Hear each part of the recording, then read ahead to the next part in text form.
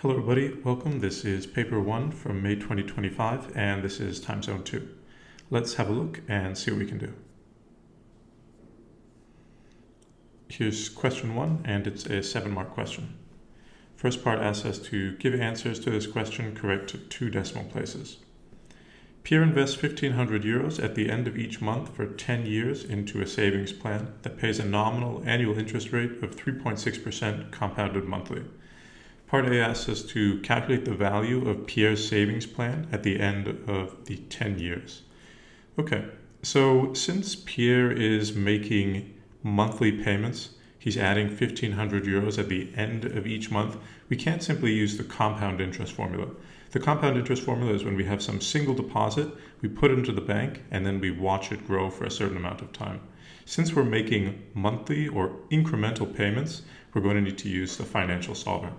So I've written down the variables for the financial solver right down here, and let's look at that key information from the question and try to fill this in. Okay, so we're told that there is an annual interest rate of 3.6%. Interest rate is usually the first one or the easiest one to find, so let's add that in. We're told that it's compounded monthly, so in terms of compounding periods per year, this would be 12 times the bank compounds our interest. We're also told that Pierre makes payments at the end of each month. That means he's going to make 12 payments every year. So payments per year would equal 12. The size of the payments are 1,500 euros. Remember, we have this convention of money flowing out, money flowing in. So although he's putting it into his account and it's his money essentially, it's flowing out, it's out of his pockets and into the bank. So by convention, we would write negative 1,500 right here. All right, the final value is what we actually want to find. So let's leave this as our unknown. The present value, he doesn't have any money in this savings account when he starts. So the present value is going to be equal to 0. And then n is the total number of payments. So we know he's going to make contributions for 10 years. But how many payments occur over these 10 years? N, total number of payments, is connected to PPY. I think that's often helpful. So 10 years, and he's paying 12 payments, or he's making 12 payments per year. So total number of payments, N, will be equal to 120. All right. So looks like we have everything we need. Let's go to the financial solver and then find the final value of Pierre's investment. All right. So here we are, menu. Let's go into finance, financial solver, and we have 120 payments. Interest rate is 3.6%. Starts off at 0. He makes $1,500 payments. Final value we want to find, and this is 12. This is 12. Payment is at the end. He makes it at the end of each month, and they actually indicate this in the question itself. Okay, let's see what the value is. Okay, so at the end of 10 years, he has $216,278. They ask us to 2 decimal places, so this would be 58 cents after that. Okay, so let's go to the document and write this out. So final value, we can put this in as $216,000, 278, and then to 2 decimal places would be 0.58. Okay, so let's continue on.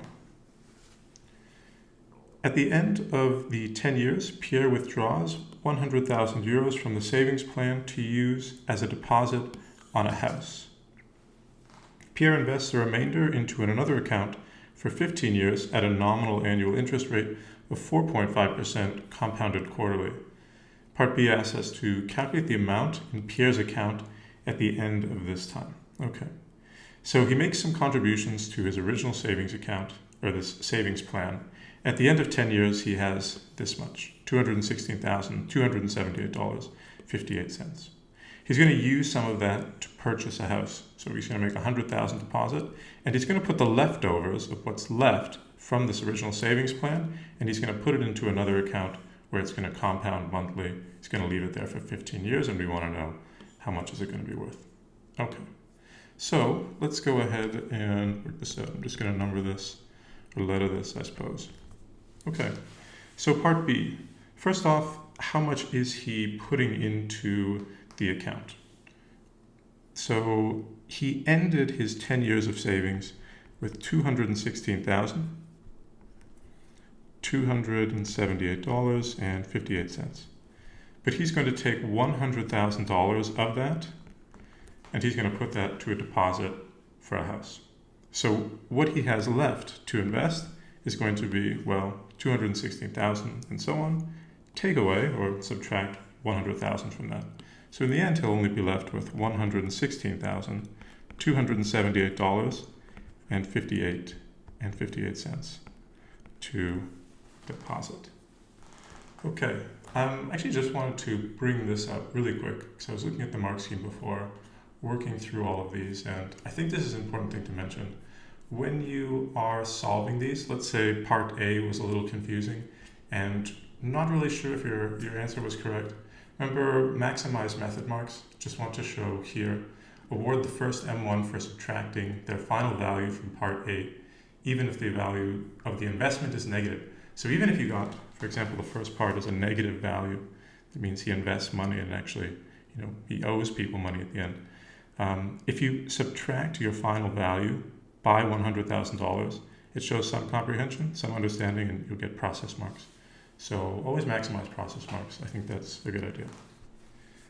Okay, so back to this question. He starts off with $116,278.58, and he's going to invest it in some account.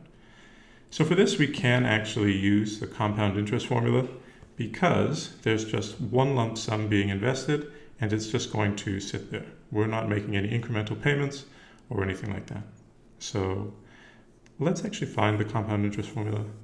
It's in our formula booklet under number and algebra, I believe. Here it is, 1.4, and here we go. So present value times 1 plus R as interest rate, K is the number of compounding periods, and N is the total number of years that we invest, or we have our investment, collecting interest. So let's go ahead and substitute. So we want to find the final value. We know that's equal to the present value times 1 plus interest rate over 100 times K, number of compounding periods per year, times N, number of years invested, and then times K again. Okay, present value, he's going to put $116,278.58 into this savings account. The interest rate is 4.5%, that's given to us here, over 100 times, number of times this is compounded, it's compounded quarterly. Compounding quarterly means 4 times a year. This is times 4. N, he's going to leave it in the account for 15 years. So this is 15 times, and then K again, compounding periods per year, is equal to 4. All right, so we have everything we need. Let's go to the calculator and work this out. So here we are, 116,278.58. Multiply this plus 1 plus, set up a fraction, and I think it is just a matter of substitution from that point onwards. 15 times 4, we could write 60, or we could just write 15 times 4, and that should be okay. All right, so there it is, $227,516. It's possible that there's no decimal places. Remember, they ask us to write this to 2 decimal places. What I think has happened is we don't have a high enough float. So if you want the decimal places, we need to make sure that our document settings are set up. So float 6 means we're going to get 6 digits. We can increase this to 8 or 9 or so to make sure they'll give us, in this case, 9 digits. And then we can work this out.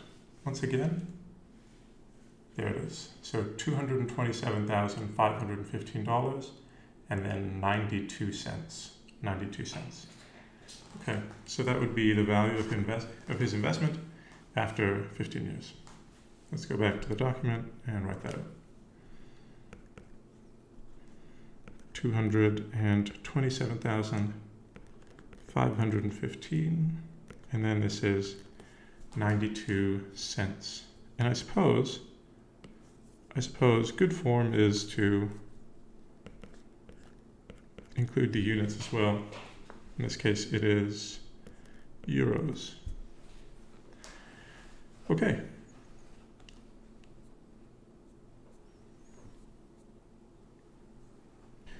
Part 2, we have an 8-mark question. 2 unbiased dice, each with faces numbered from 1 to 6 inclusive, are rolled. The numbers on the uppermost faces of the dice are noted. Let the random variable x be the difference between the numbers on the dice. And we have 2 parts to part A. Find the probability that x is equal to 0, and then find the probability that x is equal to 5. So what does this mean in everyday terms? This is the discrete random variable x represents the difference between the numbers on the dice. So this means find the probability that the difference between the 2 dice is 0. Find the probability that the difference between the 2 dice is equal to 5. So to work this out, I think it'll be helpful if we draw a sample space diagram. So let's go ahead and do that. This will help us see the set of possible outcomes. So on the first die, let me just create a straight line here. On the first die, we can get, well, 1, 2, 3, 4, 5, 6. And on the second die as well, we can roll between a 1 and a 6 inclusive. So the value that's noted is the difference. So let's say we roll a 1 and a 1. The difference between these would be, well, 0. Similarly, if we were to roll a 2 and a 1, for example, the difference between that would just be 1. And then we continue this pattern. We're actually going to have a little bit of symmetry here. So once again, we roll a 1 and a 2 and a 1.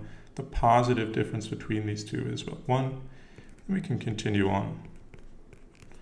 Same here, difference between a 2 and a 2. Well, there's no difference. The difference is 0. And then we can go on and continue. And then we can actually see some kind of symmetry emerging. And just going to fill this in. And once we are done, we'll have an image of every single outcome that can occur. So we've got a 6 by 6 table, 36 possible outcomes, and now we can see the number of outcomes that can correspond to each of these values. That is to say, a difference of 0, a difference of 1, and so on.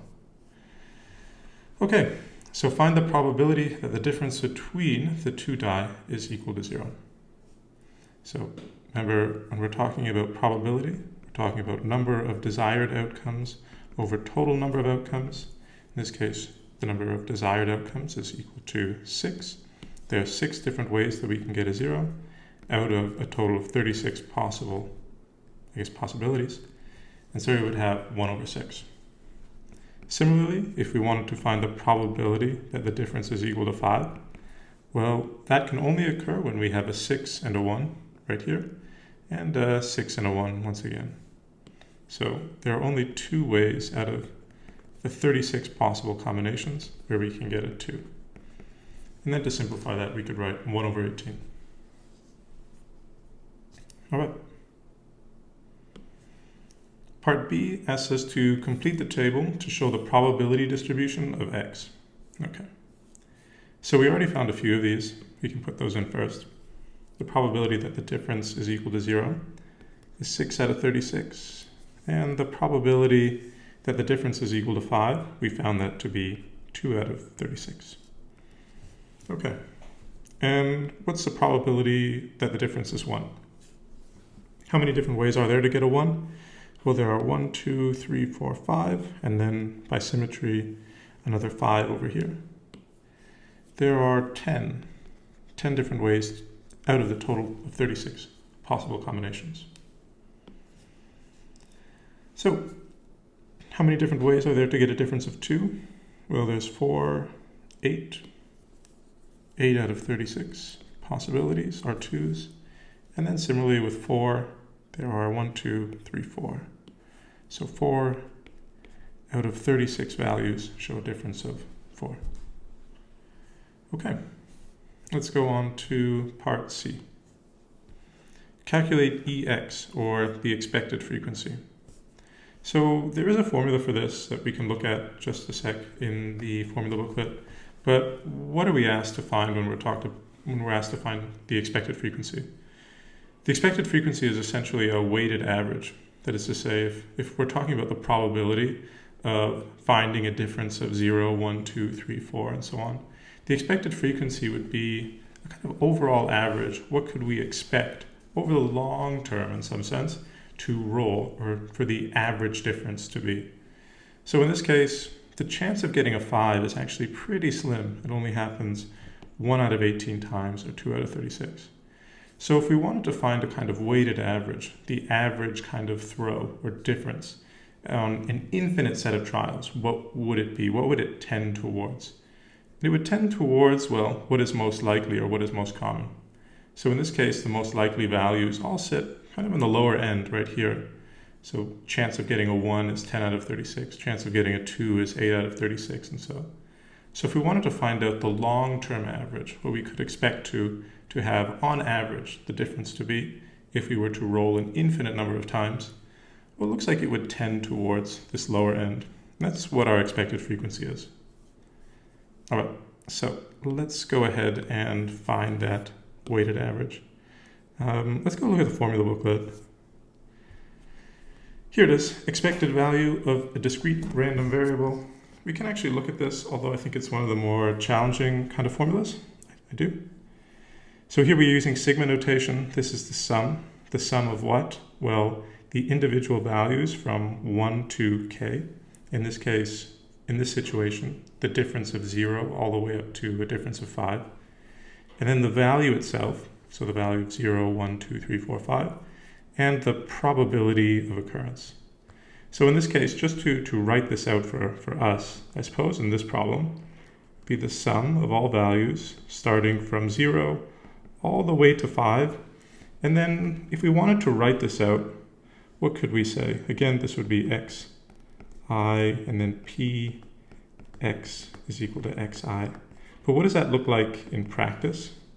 Well, it would be 0, our first value, and the probability of occurrence, which was 6 out of 36, plus, running out of space here, the probability, or not the probability, but the value of 1 multiplied by the probability of occurrence, and so on, and so on, and so on. So again, the sum, when we multiply the value itself by the probability of occurrence. So we have a weighted average, essentially. So let's work that out here. Okay. Expected value, we have a 0. The probability of occurrence is 6 out of 36. Plus a 1, probability of occurrence is 10 out of 36. 2 is 8 out of 36. And the chance of getting a 3 is 6 out of 36, and so on. All right. Oops. Okay. Okay, so here we have everything that we need. We're going to find this weighted average, this expected frequency. Let's go to the calculator and work this out. So we have 0 times 6 out of 36. We don't exactly need the 0, but I think in some ways, just for good bookkeeping, it's not too bad to put in. But under a time test, I can understand if you wanted to leave it out, of course. So this is 8 out of 36 plus 3 times chance of getting a 3 is 6 out of 36. Go back. Kind of a finicky question in some ways. A lot to type in. 4 to 36, and we're just about there actually. Here we are, and this was 2 out of 36. Okay, we just check that everything is okay. 1, 2, 3, 4, 5, 10, 8, 6, 4, 2. Good. All right, 35 over 18, that would be our expected value as a fraction. n is a decimal, whoops. Same number, convert to decimal. There we go. 1.94. Okay, so let's go back to the document and write that out. 35 out of 18, or if we wanted to, it's approximately equal to 1.94. Okay, let's go on.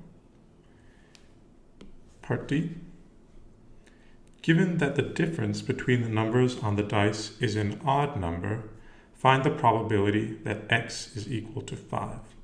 So, given that the difference between the numbers on the dice is an odd number, find the probability that x is equal to 5. Okay, so we've got a conditional probability statement. I'm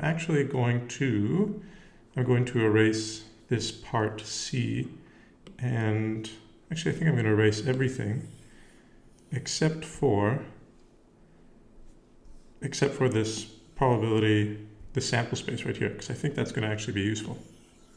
So we've got this conditional probability statement. Remember, we can write conditional probability as P A given B is equal to the probability of A and B over B.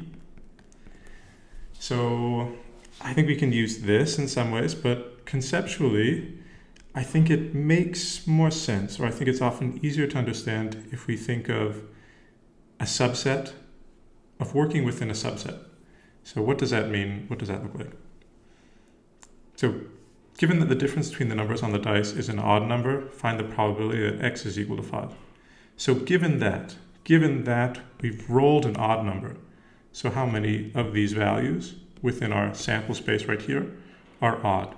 Given that we have an odd value, so here's an odd value, these are odd values, these are odd values, these are odd values, these are odd values, and here's an odd value. Essentially, 1, 3, and 5. So 10 plus 6 plus 2, or 18 out of the 36 values are odd. So given that we're working with these 18 values, how many of these show a difference of 5? So given that we're working with this subset, that is to say only the odd number values, out of these odd number values, how many of them show a difference of 5? Well, there's actually only 2 out of the 18 here. So only 2 out of the 18, or we could say only 1 out of 9. Once again, conditional probability, we're working within a subset. So given that we've rolled an odd number value, how many are odd? 18. Out of those odd numbers, how many of them are 5s? Well, 2 out of the 18 are 5. We could work this out using the formula P, A, and B. So what does that look like, given that we have odd and 5? So once again, these are our odd numbers. How many of them are odd and 5? Well, only these 2. Only these 2 right here. This, if we really wanted to write this, we could write this as 2 out of 36. And then this is PB. PB is odd numbers. And in this case, how many are odd numbers? Well, 10, 6, and 2. 18 out of the 36 are equal to the odd numbers. So we could work it out using this formula as well. So probability of A and B, probability of odd and 5. Well, only 2 out of 36 are odd and 5. Over probability of odd, well, 10, 6, 2. This is 18 out of 36 are odd. We can work it out that way. To be honest, I think conceptually it's a little nicer, given that we have an odd, how many of those are 5s. I think that is maybe a little nicer. Or maybe a little more digestible in some ways.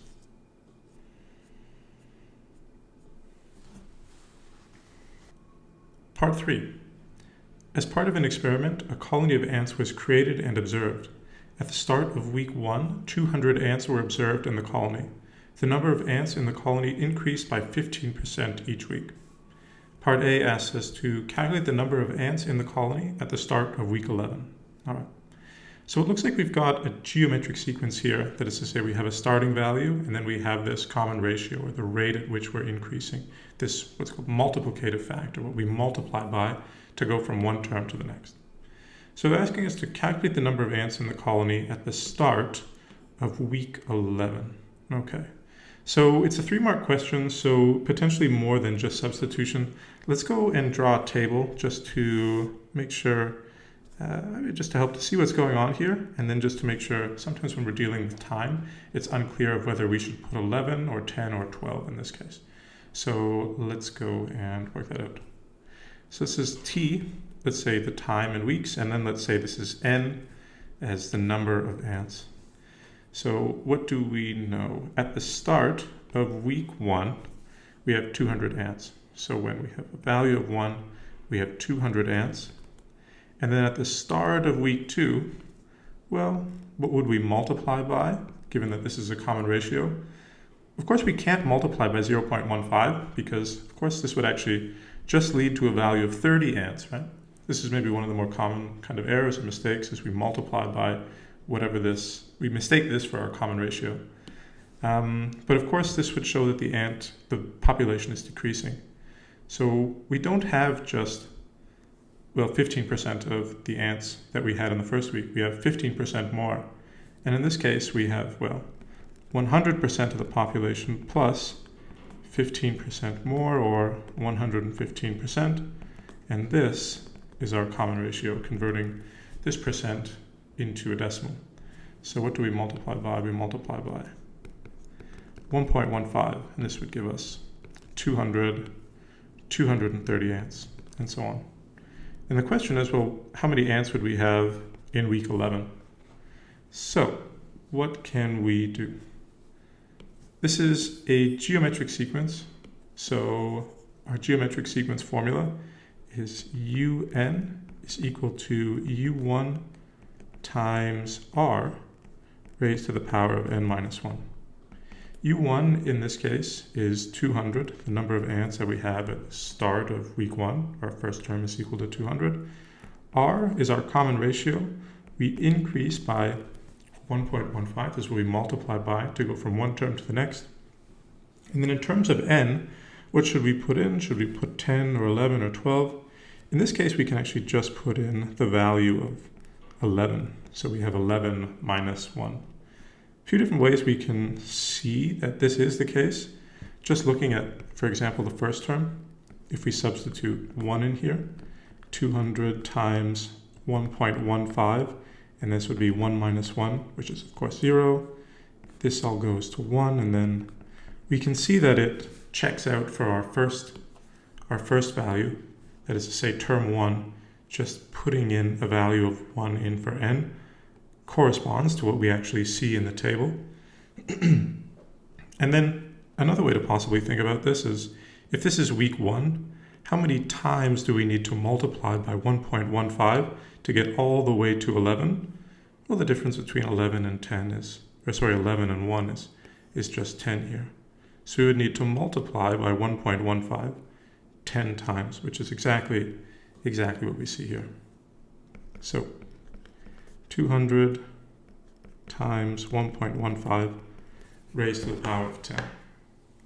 Let's go to the calculator and work this out. 200 times 1.15 raised to the power of 11 minus 1, or 10. So we would see 809.112, or just 809 ants. So let's go to the document and write that out. Okay. Let's go on to the second part. The number of ants in the colony was first observed to exceed 3,000 in week k. Find the value of k. Okay.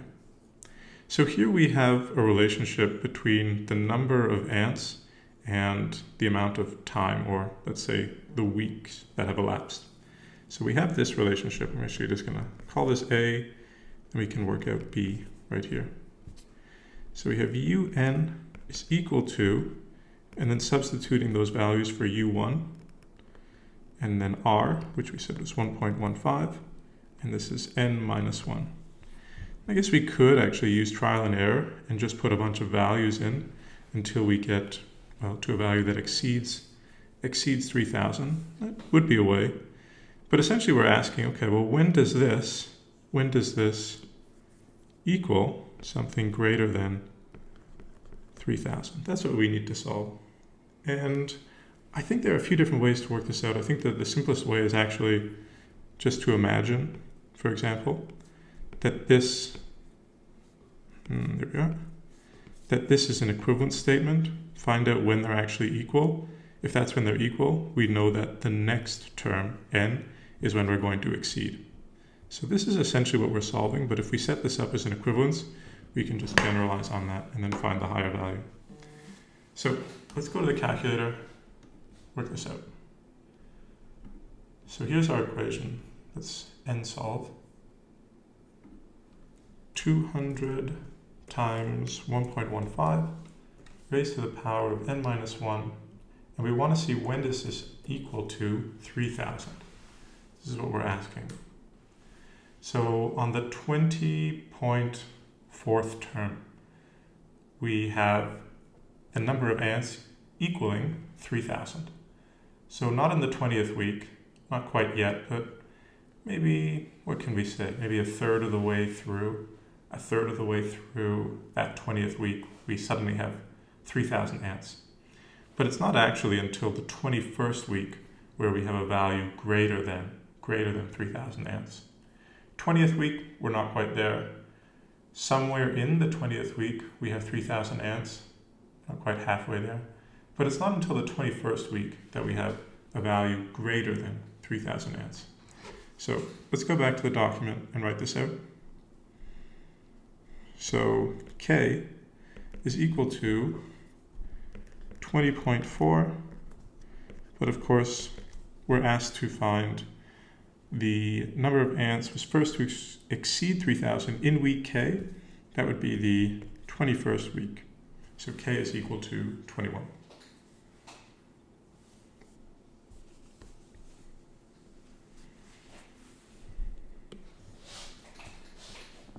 Question 4.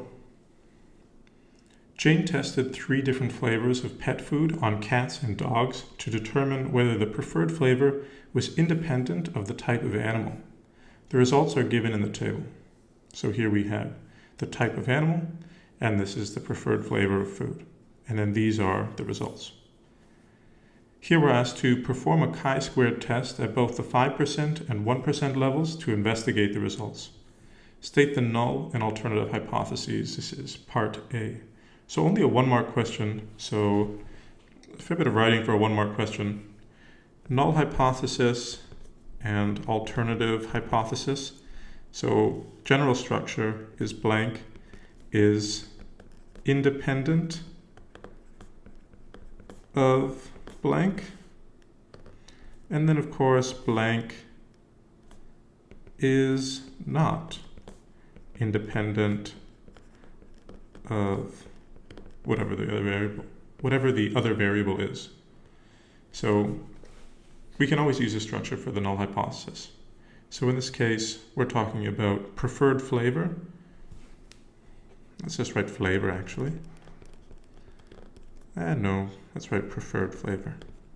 Preferred flavor is independent of type of animal, or the preferred flavor is not independent of the type of animal. So we're relating these 2 variables together, and we want to see if they are independent or not independent. Part B, write down the number of degrees of freedom. Degrees of freedom, remember, is equal to row minus 1, column minus 1. In this case, we have 2 rows, 2 minus 1, and we have 1, 2, 3 columns, 3 minus 1. So essentially we have 1 times 2. Actually, I'm going to write this out because I might need this space later. That's fine actually. 1 times 2, degrees of freedom is equal to 2. We're asked to calculate the p-value for the test. Okay, so here we're actually going to need to go to the calculator and run a chi-square test. So let's go ahead and do that. All right, so first off, let's go and create a matrix. So menu, matrix, create. How many rows do we have? We have 2 rows and 3 columns. Let's go ahead and fill those values. So 8, 22, 20, and we have 16, 25, and 9. 22, 20, 16, 25, 9. All right, now let's define this matrix. So let's go Control var, and let's define it as, usually do it as A, but it doesn't really matter so much. All right, now let's go ahead and run this chi-squared independence test. So statistics, we want to go into stat tests, and we want to run a chi-squared two-way test. Observed matrix is A, and there's our p-value right here, 0.029739, or 0.0297, I suppose. Okay, so let me actually move things around here.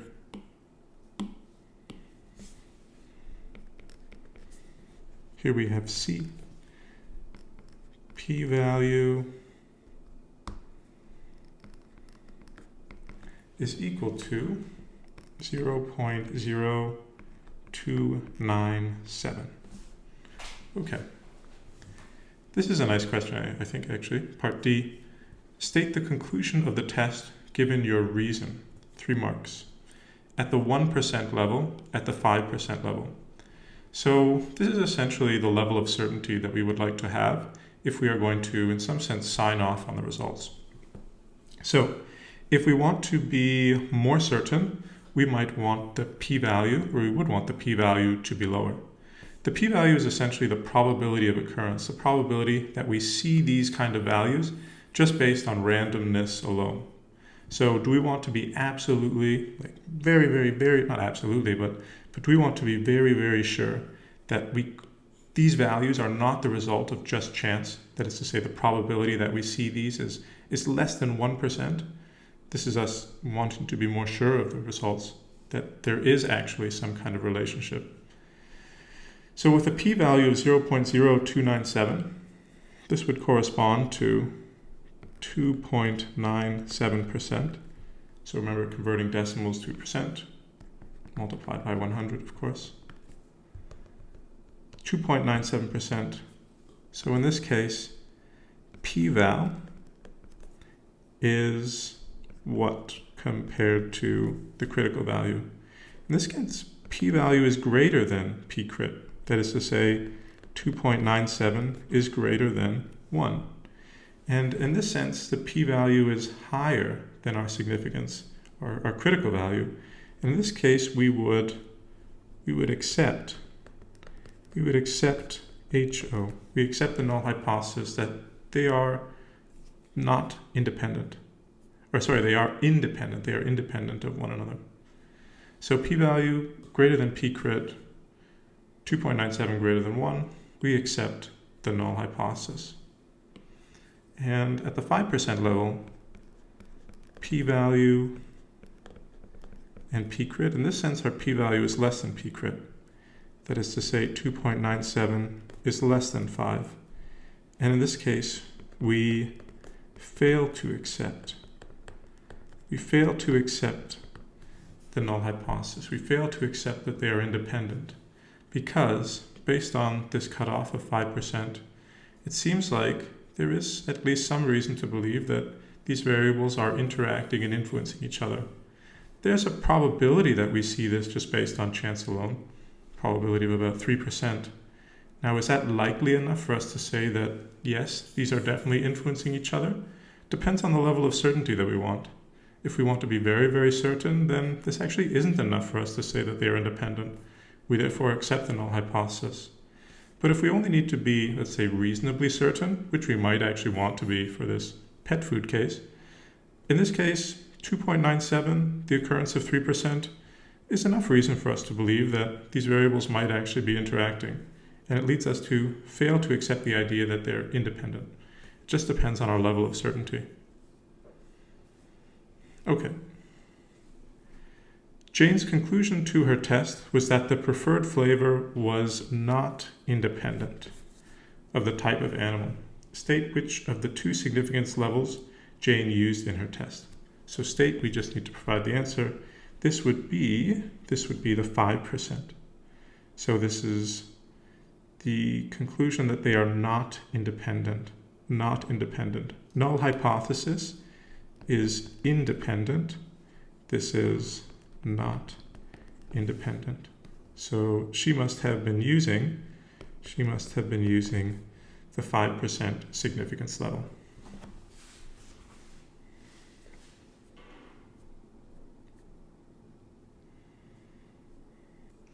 A ship sails 900 kilometers on a bearing of 135 degrees southeast from Lome, point M, to Sao Tome, point S, where she unloads her cargo.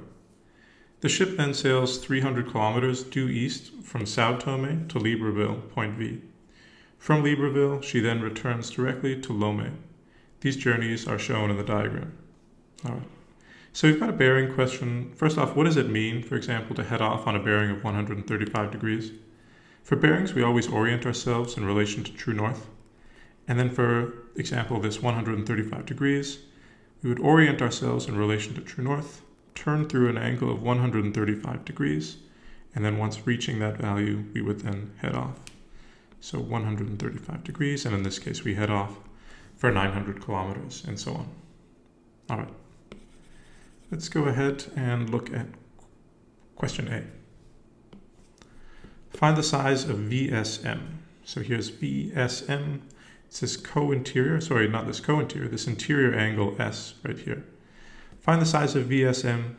For bearing questions, we often want to use parallel lines cut by a transversal. So we want to use angle relationships. Just really quickly, I don't think I'll go through all of them, but maybe we can just show a few. So for example, if this is A, this is a vertically opposite angle. If we call this, let's say, point B, well, this would also be vertically opposite. We also have Z angles, or,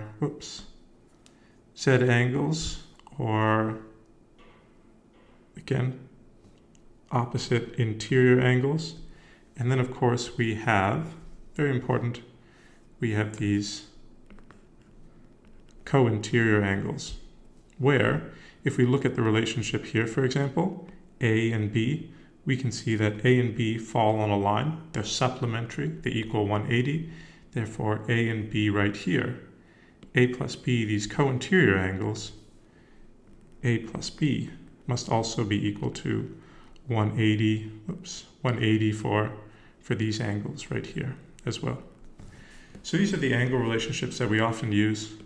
Vertically opposite, complementary, we use opposite interior, and then co-interior angles. All right, and this will usually take us through most questions. So find the size of VSM. So I'm going to actually zoom in. What I'm going to do here is I'm going to draw some lines. So let's actually just draw one line here.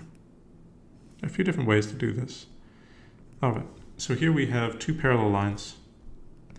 We know, for example, that this right here was equal to 135 degrees. This is co-interior right here. A plus B equals 180. Therefore, they must be supplementary. That is to say, this angle plus this angle must equal 180.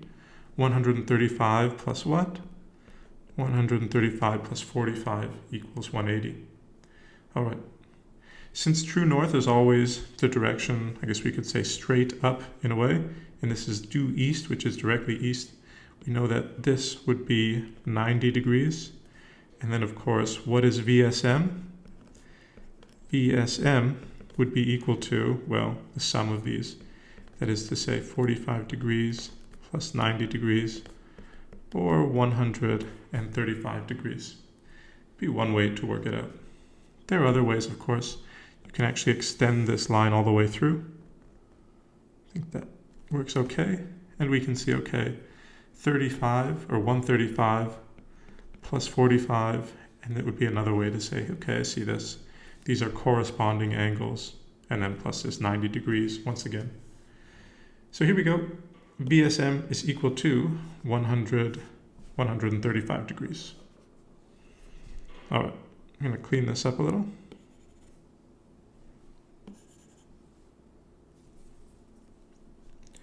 BSM is equal to 135 degrees. Okay, next part, calculate MV. MV is this distance. So after dropping off the cargo, after going to Libreville, I suppose, how far do they need to travel? Okay, let's clean this up just a little more, because I think we're going to need to use this diagram. This was 135 degrees. Okay, so we want to calculate a side length. What do we have here? We have two side lengths and an included angle. So if we want to find S in this case, what do we have? Non-right angle triangle, we can ask ourselves, okay, is it the sine rule or is it the cosine rule? Remember, sine rule requires angle opposite side length and then angle opposite side length. And we don't have this and we don't have this. So we can't use the sine rule, but can we use the cosine rule? That is to say, do we have 1, 2, 3 side lengths and an angle? In this case, we do. We know 2 side lengths, 2 out of the 3, and we know an opposite angle. So we can use the cosine rule.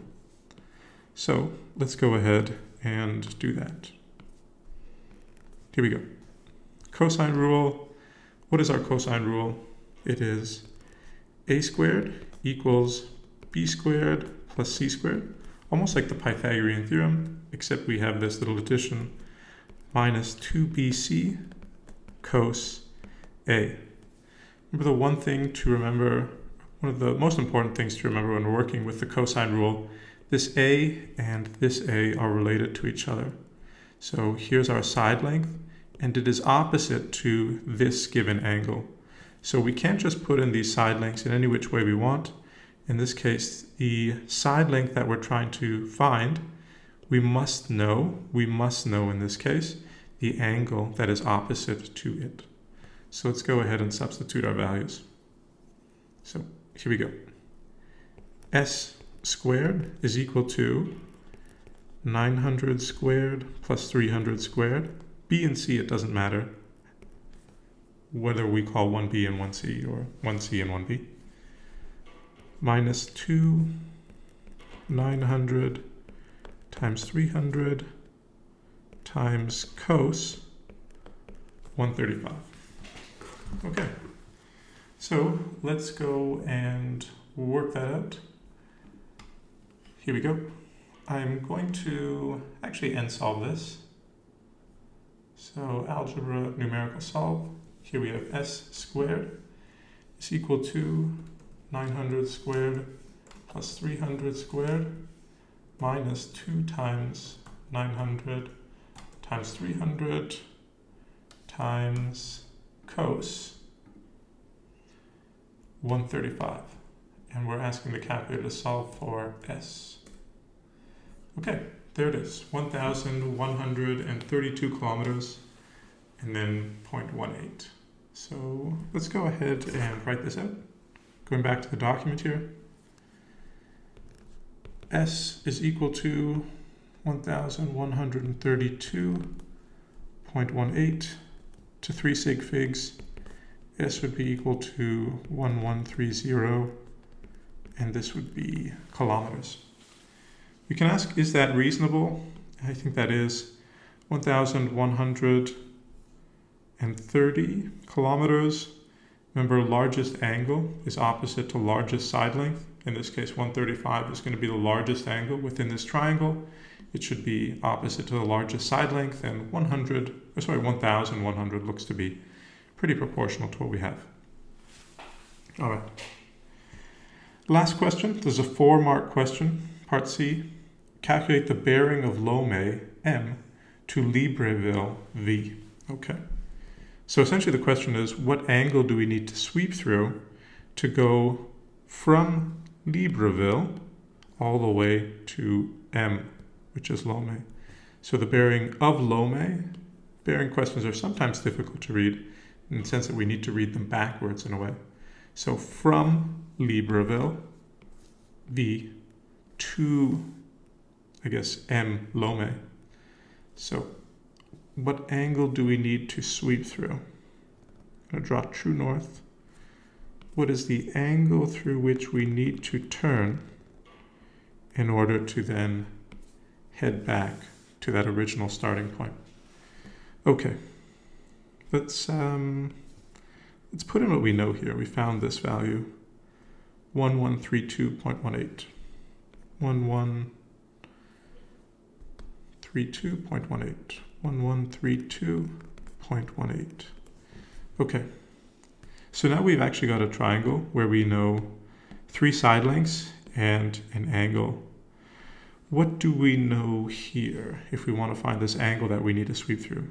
Well, just zooming in here, we can actually write this out. We know, for example, that this right here is going to be 90 degrees. This right here again is going to be 90 degrees. This right here again is going to be 90 degrees. So if we could say 270 plus some value of theta here, then we should be able to find the bearing that we need to sweep through. And then, of course, you could have just said 90 degrees and then subtracted as well, but I think this is nice. 270 degrees plus what? That's going to be the angle that we need to sweep through before heading back. Okay, so what do we have? Once again, non-right angle triangle. We can either use the sine rule or the cosine rule. Sine rule is a little easier. Let's see if we can use it. So what do we have? Angle, opposite side length, angle, opposite side length. In this case, we do know 3 out of the 4 unknowns, so we can use the sine rule. So let's go ahead and use the sine rule. Find theta, then we'll add 270 to that, and that'll tell us the direction that we need to head off in. Okay, I think I'll do it up here, if that's okay. All right, so what do we have? We have sine A over A is equal to sine B over B.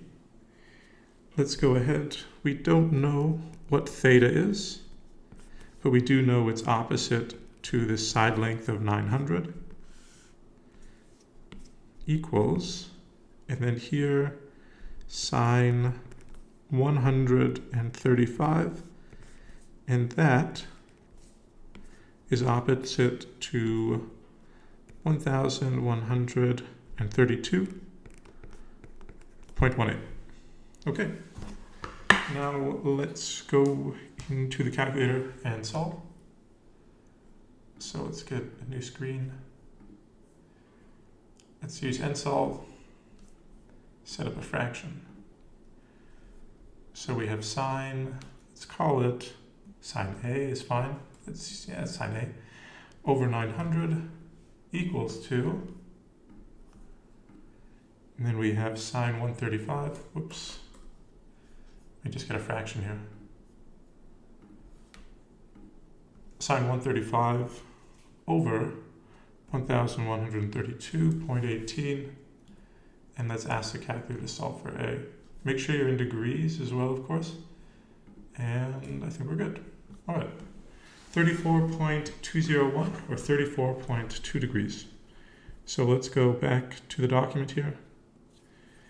This is a value of theta of 34.2 degrees. All right, so if we want to find the bearing that we need to sweep through, it's going to be 270 plus 32. So 90, 180, 270. 270 plus 34.2. This will give us a value of 104.2, or to 3 sig figs, 104 degrees. So calculate the bearing of Lomé M from Libreville. We want to go from Libreville to Lomé. That would be 100, whoops, sorry, definitely not 104, 304. So 270 plus 34 is 304. There we go. 304 degrees. Okay, so 4-mark question. There's a lot that needs to be done on the calculator here, or at least a fair bit. Just make sure you show your process. They're expecting to see the sine rule, values within the sine rule. Are they asking to see this? Potentially they want to see 270 plus 34.2. Chances are, actually let's look at the mark scheme. 3, potentially upwards of 3, maybe minimum of 2 marks process. So let's look at question 5. So here it is. Method 1, so attempt to use the sine rule. So that's always something. Maximize your process mark, even if you're not sure. Attempt to use the sine rule. Here we go, 34.2. So attempt to use the sine rule, correct use of the sine rule, finding that interior angle, and then adding it to 270. All right.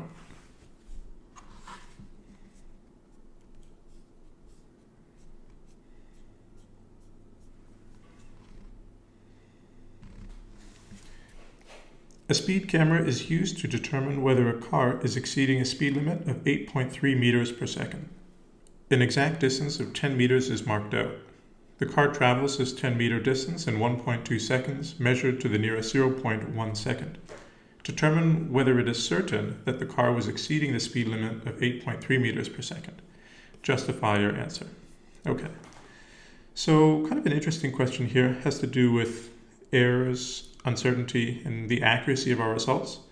And it is asking us to draw on a formula which isn't actually given to us within the formula booklet, and that is speed, I suppose.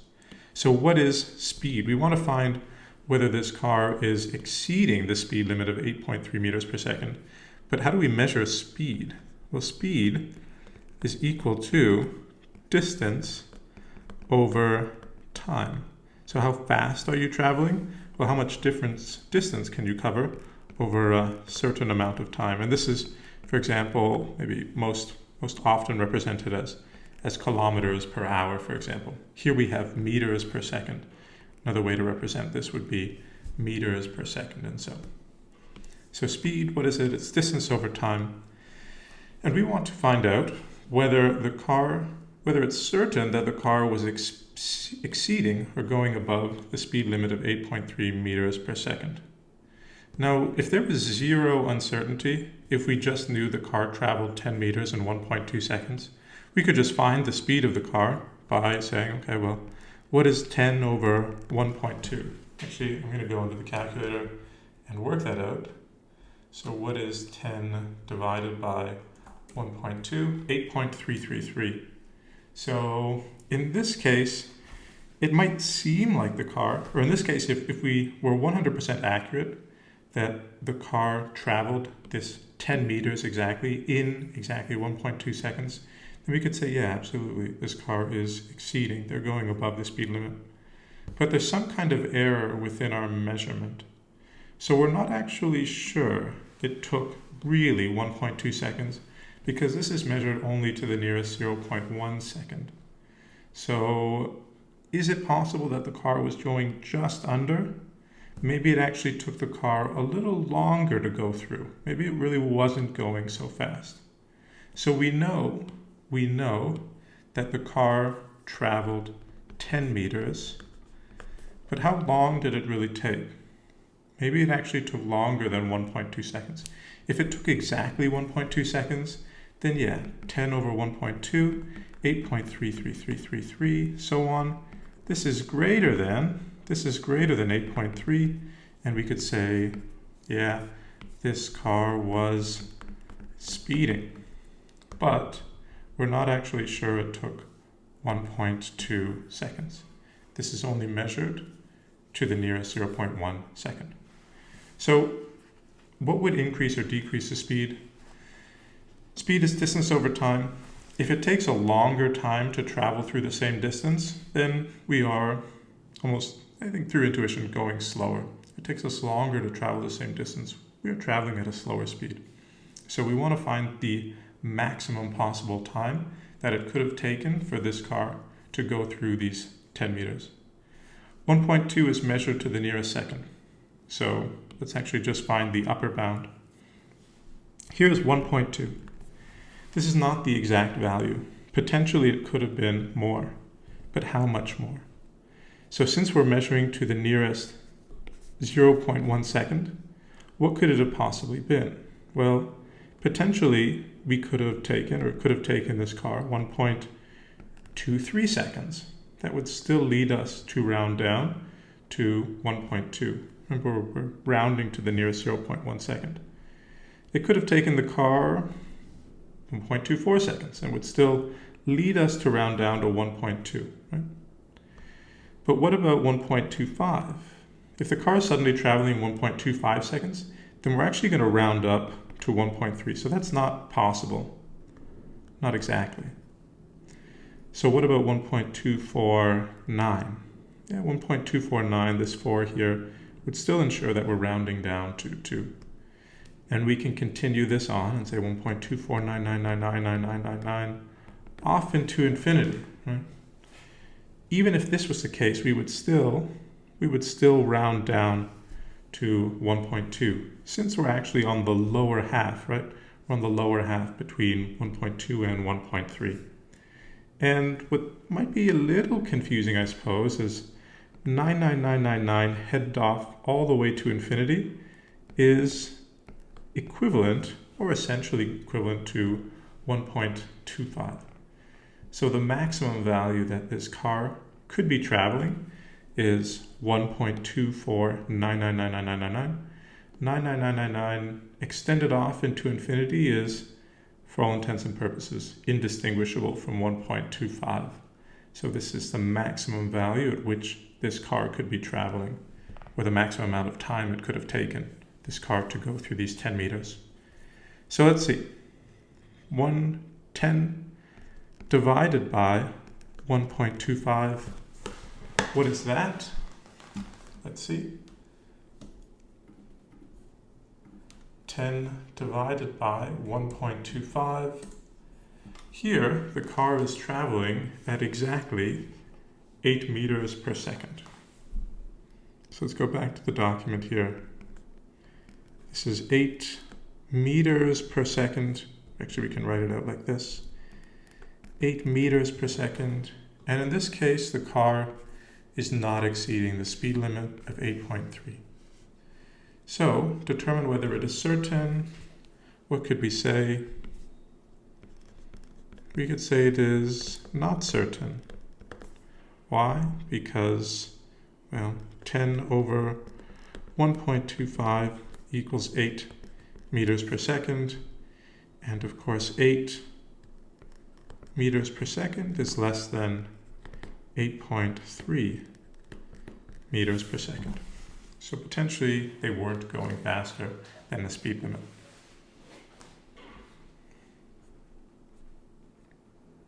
Question 7, we have a 9-mark question. Consider the Voronoi diagram, which shows the sites A, 3,3, B, 10,5, C, 7,2, D, 5,9, E, 1,5, F, 6,5. The diagram also shows the cells formed by each site and their boundaries. So the cells being the area contained within these boundaries. Okay.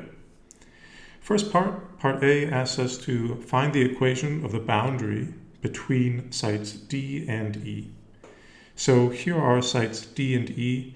One thing that, to be honest, I'm not a fan of in this question is usually for a question like this, we can't make the assumption, for example, that this y-intercept is equal to 10. That is to say that we exactly intersect at this integer value, at this exact value.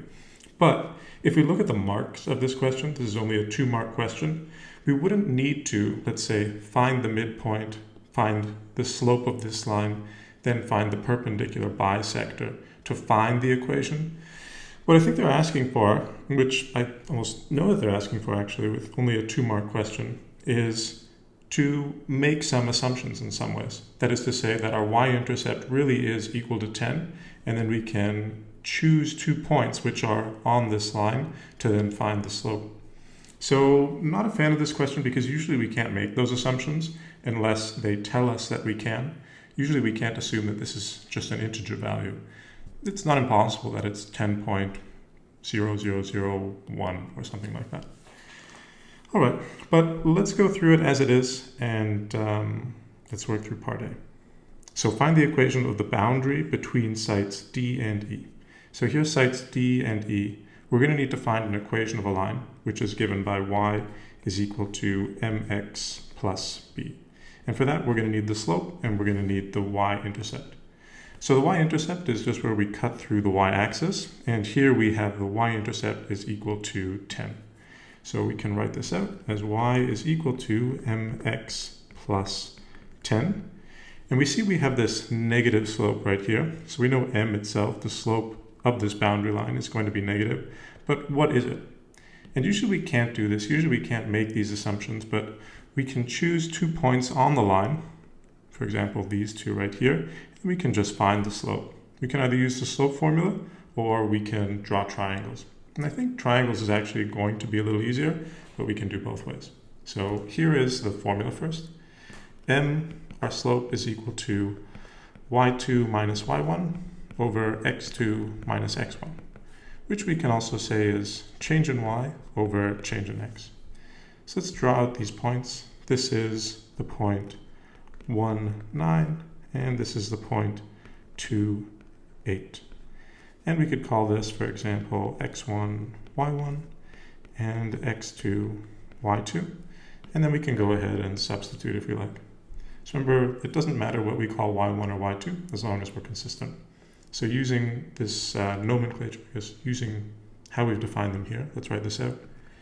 8 minus 9 over x2 minus x1, 2 minus 1, will give us negative 1 over 1, or simply negative 1. What does that mean in context? It means that for every move to the right, we go down by 1. And I think potentially a nicer way, or a more conceptual way, at least a quicker way to do this, would be to draw on this idea of rise over run and say, okay, well, we go down by 1 for every 1 move to the right. And then with 1 step, we could have had this value of m is equal to negative 1 change in y over change in x, or negative 1 over 1. And that's our slope right here. So there it is. Y is equal to negative 1x plus 10. Negative 1 we can actually just simplify as negative x plus 10. So once again, we usually can't actually make this assumption that we have such a clean y-intercept, or that these points fall exactly on the line. But in this case, with a 2-mark question, I think we almost need to in some ways. All right, so there it is for question A. Y is equal to negative x plus 10. Maybe I'll actually write that here. Okay. Let's go on to part B. Vertex x is equidistant from sites B, C, and F. Write down the coordinates of x. So the vertex, remember, is the corner point. So it's equidistance and equal distance from B, C, and F. So let's find B, C, and F. Equidistant from all of these is this vertex right here, and they've called it x. So write down the coordinates of x. So we move 8 to the right, so that would be the x value, the x coordinate, and then we move 4 up. So our coordinate is, in the end, it is equal to 8, 4. Write down the coordinates of x. X is equal to 8, 4. Part 2. The exact value of bx is root n. Write down the value of n. So here's one thing to keep in mind. This is, again, a 2-mark question, so we don't actually need to show the process here, which would be the Pythagorean theorem.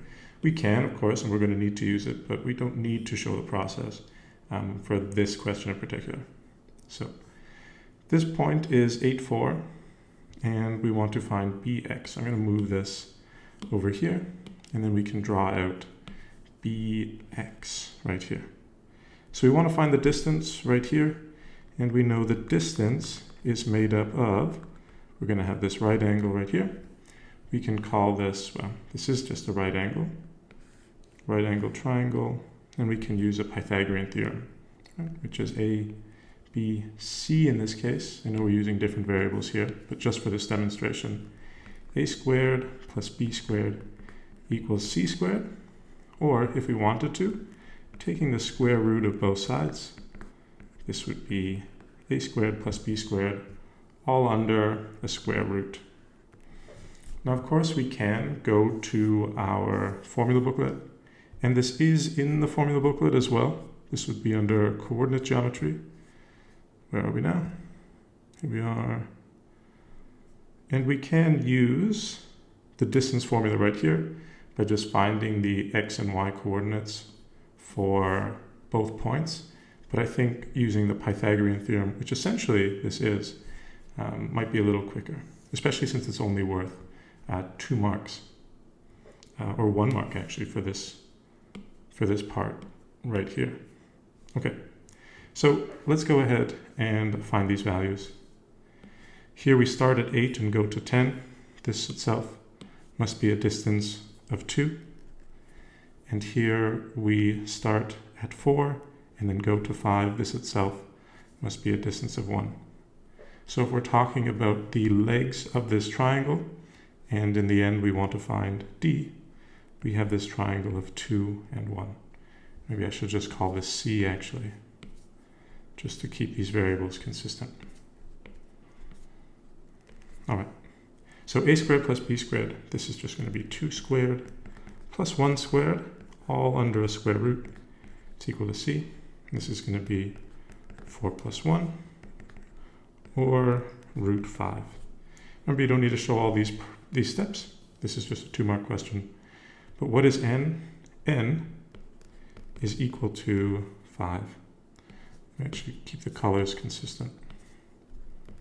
N is equal to 5. Maybe just one important thing. N is not itself equal to root 5. Root 5 is the distance. N is the integer value, or in this case the whole number value, underneath the root symbol. And underneath the root symbol is a 5. Okay, let's move on. Vertex y, which is given by the coordinates AB, is equidistant from sites B, D, and F. Write down the value of A and write down the value of B. That is to say the x coordinate and the y coordinate. All right, so we have B, D, and F. B, D, and F, there's one point that is equidistant from all of these, and that's going to be this vertex right here. And we're asked to find the x and y coordinates. Okay, so here we can actually see, maybe I'll draw this out a little more. For this, we have 5 marks as opposed to this 2 marks. So in this case, we are actually going to need to find, in this case, it looks like the equation of either this line right here, this boundary, or this boundary to find the actual intersection point, because it's not a clear integer value in this case. So let's go and find the x coordinate first. So we know we have A and B. These are the x and y coordinates. The x coordinate, again, is our horizontal movement to the right, and we move 8 units to the right to get to this point right here. So the x coordinate is actually not too bad. This is just equal to 8. But now the question is, what is the y coordinate? How far do we move up in the vertical direction? And in this case, we're going to need to find one of these boundary lines. So how can we do that? We don't have anything here. We found this equation of a line, and strangely enough, we actually haven't needed to use it. But we don't know this line or this line. So which one could we find? Let's find this line here, because I think this is nice just in terms of the slope, and well, I think this is either just maybe cleaner in some ways. I think it doesn't matter too much, but let's use D and F to find this boundary line right here. Okay, so How can we find this boundary line here? Essentially, we want to find what's called the perpendicular bisector between D and F. The process to do that is to find the midpoint between D and F, to find the slope of the line between these 2 points. Once we find the slope of the line, we can use our negative reciprocal to find the perpendicular line that runs through this. Now we know the slope of this line, and then we're going to need to substitute a point, that midpoint that we found initially, into that equation to then find the equation of this line. So let's go ahead and do that. I'm going to clear up some space and let's write it out here. Okay, so first let's find the midpoint between D and F. Midpoint, remember, is given by the average of the x values and the average of the y's. Looks like this in our formula booklet. x1 plus x2 over 2, y1 plus y2 over 2. Essentially the average of the x and the y. Maybe we can write these out. This is 5, 9, and this, I'm going to move this just so it's not confusing. This point right here is 6, 5. So the average of the x's, this is essentially just our halfway point. We can write this out, and you might want to do this through intuition as well though. The average between 5 and 6. And then the average of the y's, essentially the halfway point between 5 and 9. This is going to be the average of the y's. Okay, so 5 plus 6 over 2, the halfway point between 5 and 6 is just 5.5. And the halfway point between 5 and 9 is going to be 14 over 2, or 7. Okay, so we know the midpoint. We know one point that lies on this line, and that's going to be important for us. Okay, so now we want to find the slope of this line. We want to find the slope of this line, and to do that, we can't find it directly, so we're going to need to find the slope of df, and then find the perpendicular of that. So what is the slope of df?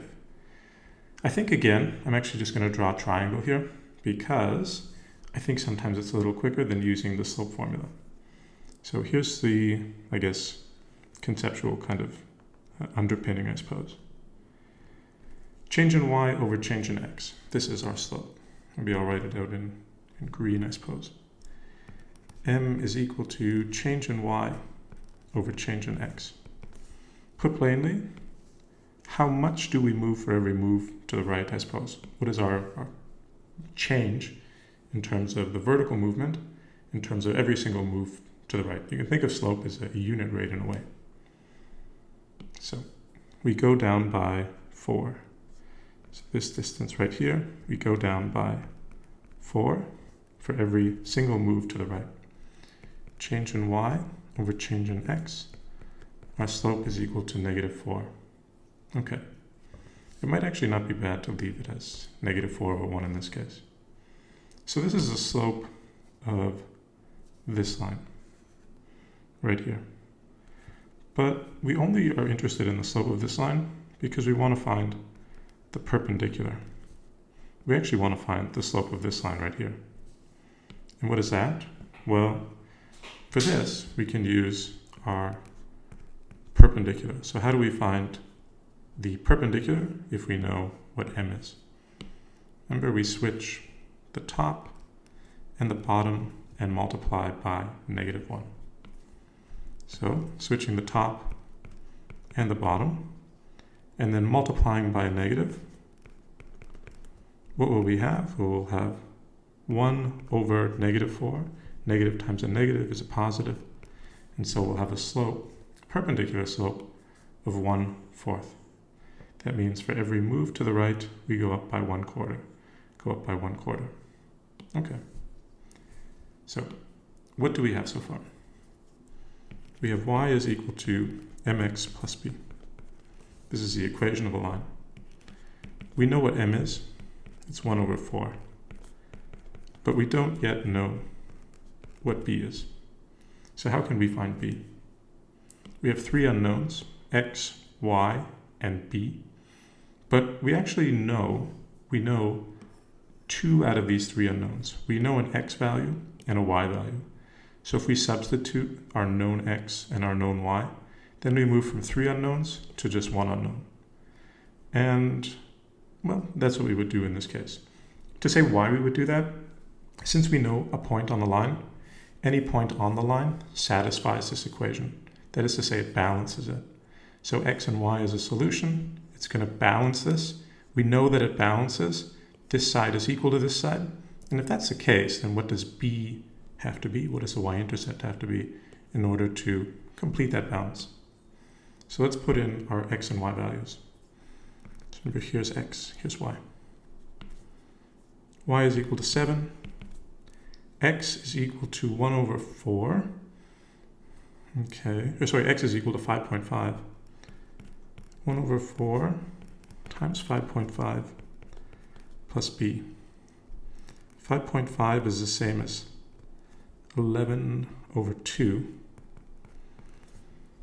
I guess we could use fractions, but I think on a lot of these cases, I'd imagine, I think a lot of you will probably use nsolve. So maybe we'll go ahead and use nsolve to find this missing value of b. So let's go ahead and do it. Here in the calculator, menu, algebra, numerical solve. 7 equals 1 over 4 times 5.5 plus b as the calculator to solve for b. And there's our answer, 5.625. That's what b is. If we want to write it as a fraction, we can. 45 over 8. Okay. So let's go back to the document and write this out. We know that b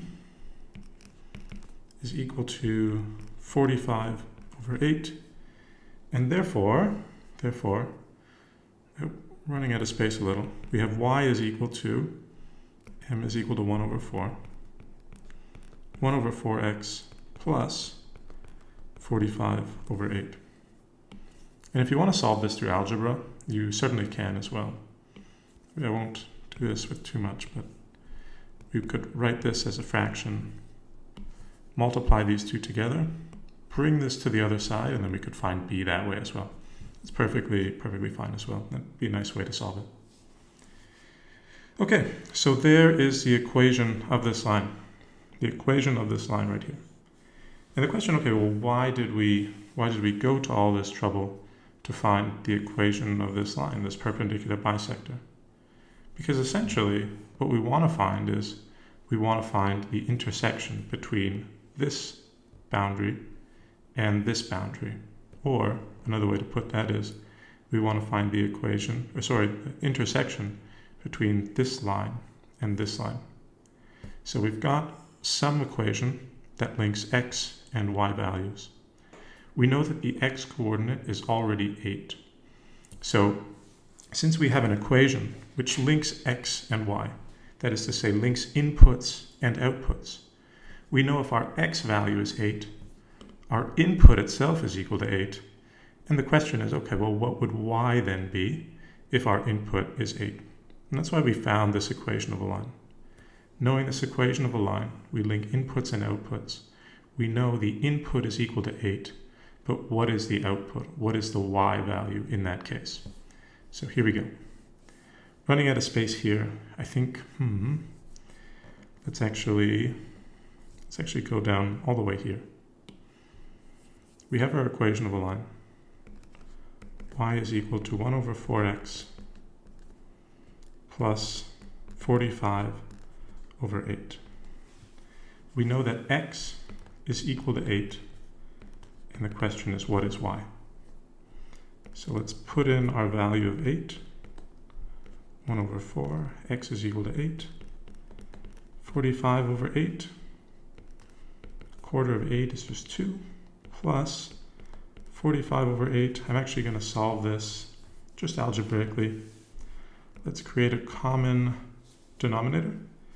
So with a denominator of 8, how could we write that out? We could write this as 16 over 8 plus 45 over 8 You can do this with nsolve as well. Y is equal to 16 plus 45 would be 61 over 8. And that would be our value of b. So this is 61 over 8. And what would that be approximately? That would be roughly 7 5/8.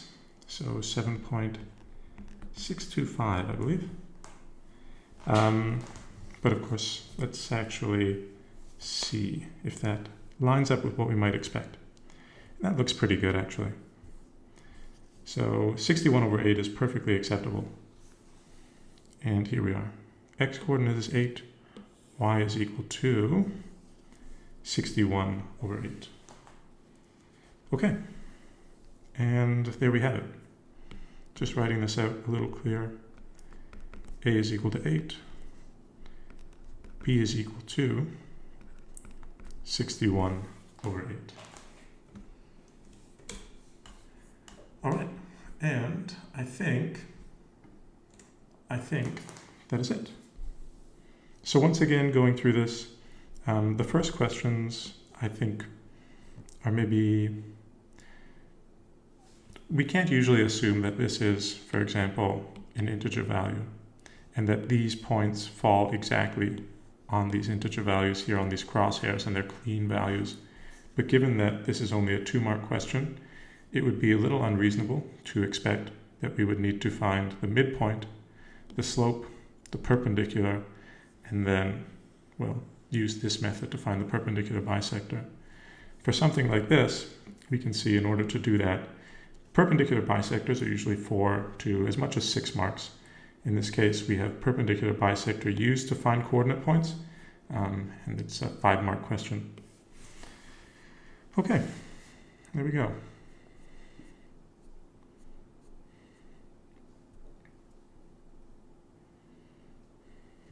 Question 8.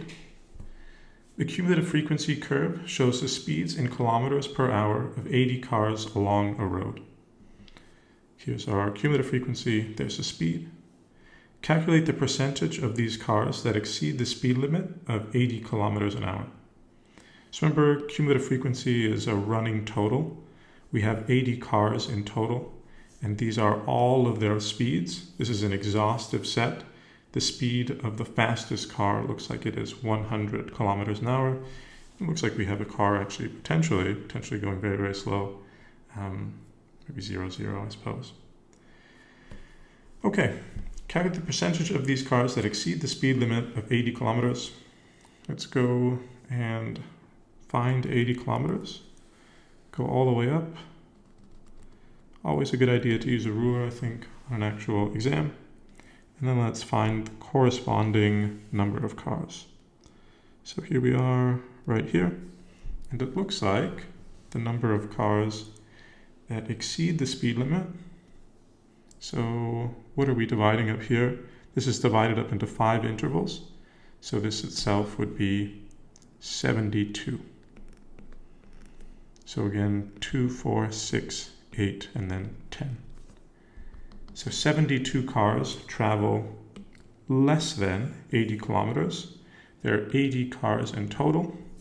So in this case, the number of cars that exceed 80 kilometers would be 80 minus 72, or 8 cars. All right. 2-mark question.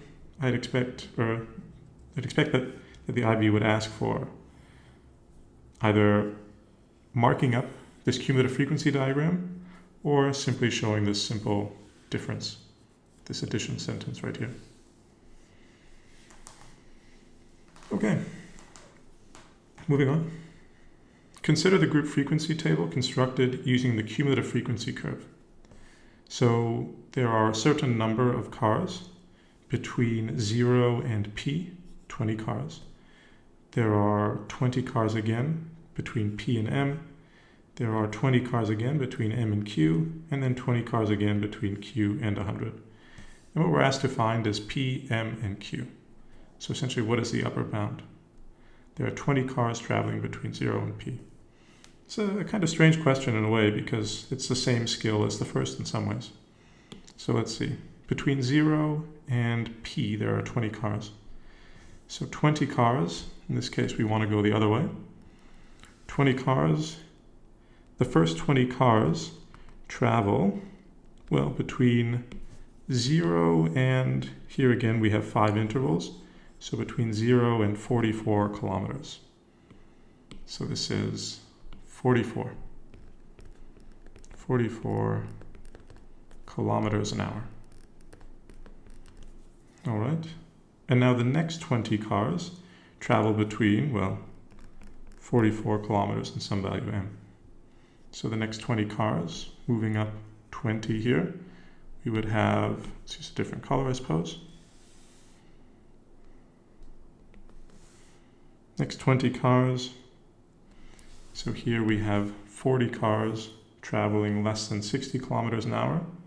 If our lower bound is 44 right here, our upper bound in this case is 60 kilometers for these additional 20 cars.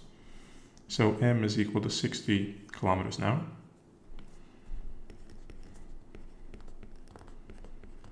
And q, again, another 20 cars. Guess we can use a different color, doesn't matter so much. Here we go. We don't need to draw the lines on something like this because each of these are just one mark. Here we have 70 kilometers, that's our upper bound. So in this case we have 70 kilometers an hour. In part C states, hence calculate an estimate of the mean speed of these cars. So hence tells us that we're going to need to make use of what we found earlier above. So we started off with this cumulative frequency table, and with that we've created this frequency table right here with these class intervals. That is to say 20 cars are grouped between 0 and 44. These other 20 cars right here are grouped between 40 and 60. Actually, I'm just going to complete this right here because I think it's important. And this is 70 and 100.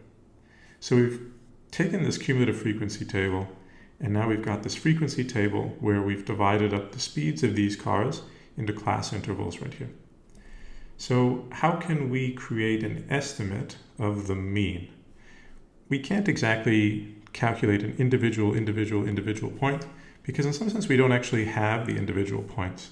We can imagine that the 20th car, for example, has gone 44 kilometers, but it would be really, really tedious if we were to try to generalize this and say the 19th car travels and the 18th car travels. So we're going to need to use this frequency table right here. So looking at this frequency table, we don't actually know the individual speeds of these 20 cars, but we know that they travel between 0 and 44. Our estimate in terms of the distribution, not knowing the individual speeds, we could say that on average, these 20 cars traveled, well, halfway between the lower and upper bound. That is to say, on average, these 20 cars traveled 22 kilometers an hour. Same here, we don't know the speeds of these 20 cars. We know they traveled between 44 and 60 kilometers. So what is the average speed?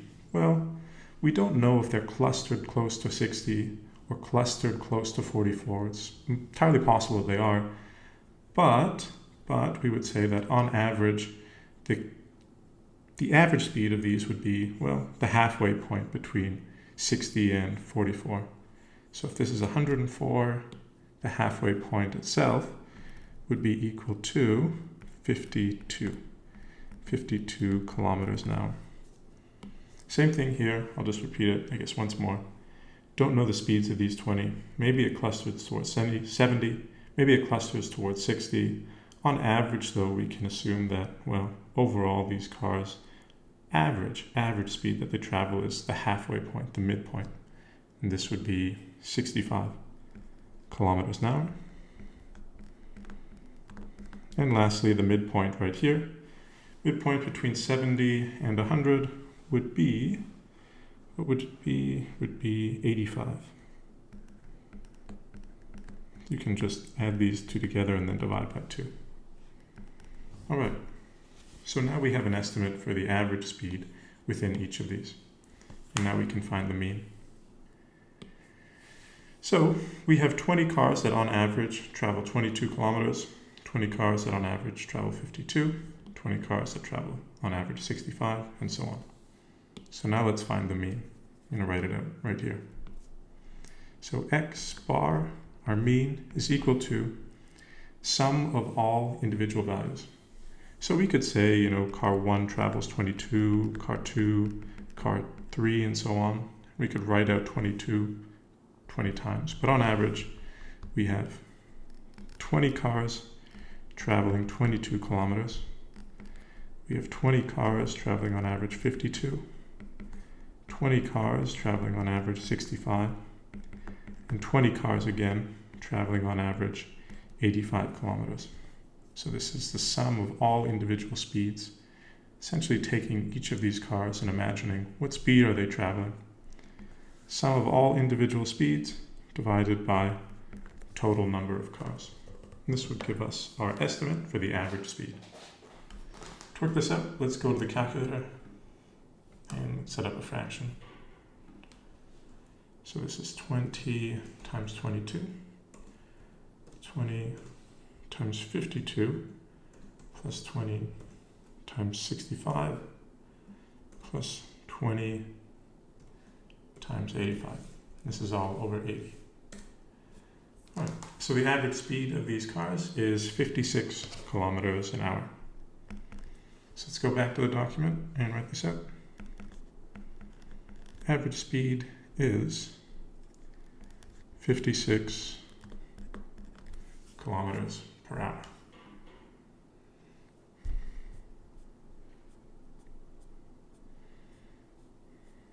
Question 9, we have a 5-mark question. Consider the following function f of x defined on the domain of integers from 0 to 4 inclusive. So here we have these integers and then essentially an input, and this is their output. Part A asks us to solve f of x is equal to 4. So once again, this is an input-output question, although it's maybe a little strange for an applications interpretations question. Let's go ahead and just represent our function. So here is f of x. This is essentially our idea of a function. Function we can think of as a number crunching machine. We put in some values. I'll use some examples here. We put in a value of 0, some input of 0, and then what happens? It goes through our number crunching machine and then out pops, or out appears, I suppose, out appears this value of 3. So number crunching machine, that's what our function essentially is. It takes an input, feeds it into the number crunching machine, our function, it performs some operation, and then out comes some output. Same here, we could try this with a different value. Let's use this value of, let's say, 2 and 0. So here we put in some value of 2 into our number crunching machine, perform some rule, and then out comes some value of 0. So essentially what our function does, it links a set of inputs to a set of outputs. And what they're asking us here for this f of x is equal to 4. Our output is equal to 4. What must our input have been? We want to have an output of 4. What do we need to feed into our function? So here's our output of 4. What we need to feed into the function to make that happen is a 3. So f of x is equal to 4. Well, we know that, we know that f of 3 is equal to 4. Therefore, in this case, x is equal to 3. So once again, output is equal to 4. F of x is equal to 4. What is the input that will make that true? Well, 3. This is actually a little more challenging. Part B, solve f of x is equal to x. So in this case, in what situation can we input some value and the output itself will be the same as the input? In this case, we put in 0 and out comes a 0. Or I guess maybe just to jump to the answer in some ways. The only situation where we input a value and the output is the same as the input is for the value 1. So in this case, to write this out, only when our input is equal to 1 is our output equal to 1. And in this case, what is the input that makes that true? That is to say, under what conditions is the input the same as the output? Well, only when our input is equal to 1. Only when f of x is itself equal to 1. Okay, let's go to part C. Complete the following table. This is actually a unique question. I've never seen something like this on applications interpretations. Applications interpretations usually has more real-world context and not these abstract kind of decontextualized questions. So it's somewhat unusual, but it is fair in terms of being on the syllabus. Complete the following table. Here we have inverse. So let's actually just draw an example of 0, and then we can work from that. All right, so let's draw on this example first. So f inverse of 0. What does this actually mean? So remember, functions relate inputs and outputs, and an inverse undoes that.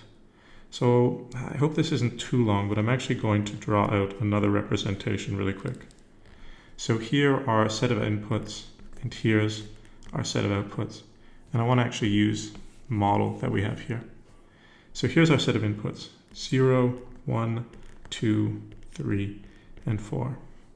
And then we have our function, our rule, which takes our inputs to an output. So we have an input of 0, and it leads to an output of 3. So I just want to draw that out. So 0 is mapped to 3. 1 itself is mapped to 1. 2 is our input. The number crunching machine, our function, takes an input of 2 and spits out a 0. 3 as the input is mapped on to 4. And then again, 4 as the input is mapped on to a value of 2. So here's our input. By the rule of our function, we have the output of 3. 1 is mapped to 1, 2 is mapped to 0, and so on. That's what our function does. What does our inverse do, however? Let's give it the opposite color in some ways. F inverse of x, what does it do? It undoes, it reverses in some sense the process. So F inverse says, okay, well, if 0 maps to 3, then our inverse, which undoes this function, reverses it. That means that 3 maps to 0. Oops, I can do better. 3 maps to 0, 1 maps to 1, 0 maps to 2, 4 maps to 3, and 2 maps to 4. So to draw an example out, let's say f inverse of 2. F inverse of 2 is equal to 4. Why? Because in this relationship where we have a function which undoes, which reverses the process, if our input in this case is 2, our output would be 4. Not to confuse things too much, but f of x, our original function, let's draw this. Let's say f of 4. An input of 4 is mapped to 2. That's what this says. But if we want to reverse this process and look at the inverse, in this case, since we're reversing this function, an input of 2 will map to 4. So let's go through this. Let's use this diagram and see if we can complete this table. So f inverse of 0. The output is 0. What is the input? The output is 0. The input itself must have been equal to 2. We can do that up here as well. The output is 0. The input must have been 2. All right. Now let's go on. F inverse of 1. The output was 1. What was the input? The input was itself 1. F inverse of 2. The output was 2. What was the input? The input was 4. We saw that down here. The output is equal to 2. The input must have been 4. Let's go on. f inverse of 3. Output is equal to 3. Our input must have been 0. F inverse of 4. Our output was 4. Our input must have been 3. Okay. So once again, what does the inverse do? It reverses the process. It switches things around. Switches our inputs and outputs. Usually a function takes an input, takes an input and maps onto an output. The inverse does the opposite. It says, hey, if this was our output, what must the input have been? All right, so somewhat of an unusual question for applications interpretations, just because it's so, well, decontextualized and not very applications-based, but fair game, I suppose, as well. Question 10. 2 judges, Brett and Clarence, rank the skill levels of 8 sheepdogs in a competition. The sheepdogs are labeled A to H, and the judges rank the dogs as shown in the table. So here we have sheepdog A, and Brett thinks that that is the most impressive. He gives it first place. And here we have, for example, sheepdog H, and Brett thinks it is the least impressive. Sheepdog B, out of all of these dogs, we can imagine them lined up from most to least impressive. Brett thinks that this is the fourth most impressive, and so on and so on and so on.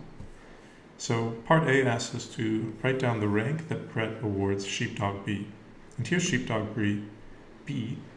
Brett thinks that it is the 4th most impressive dog. So B is equal to 4. Part B asks us to calculate Spearman's rank correlation coefficient for these data.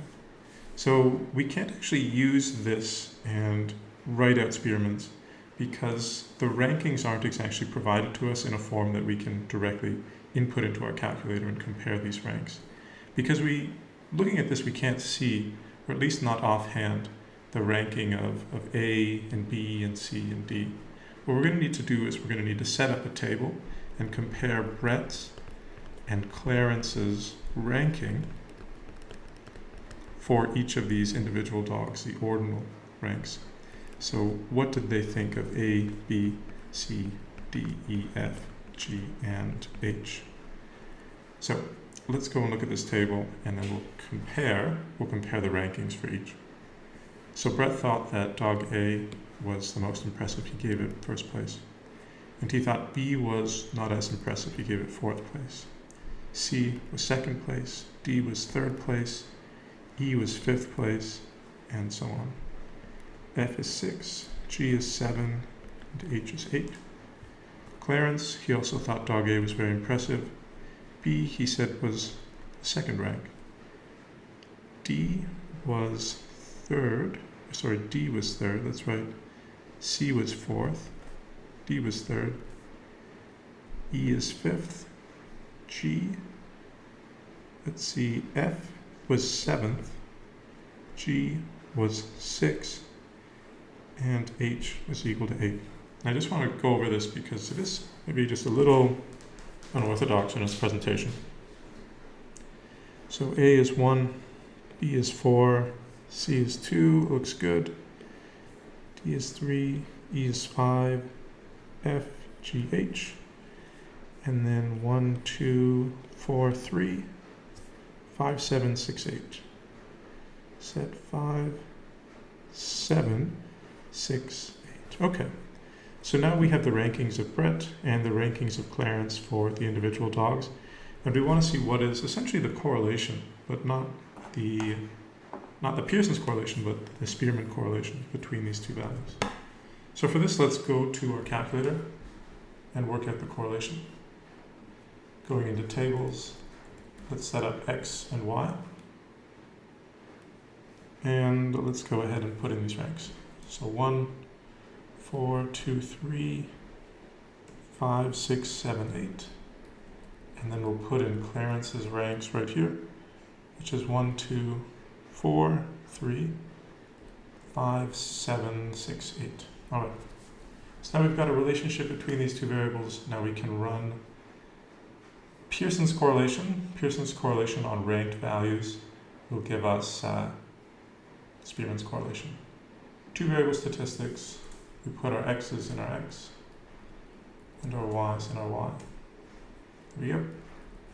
Let's go all the way down to find r right here.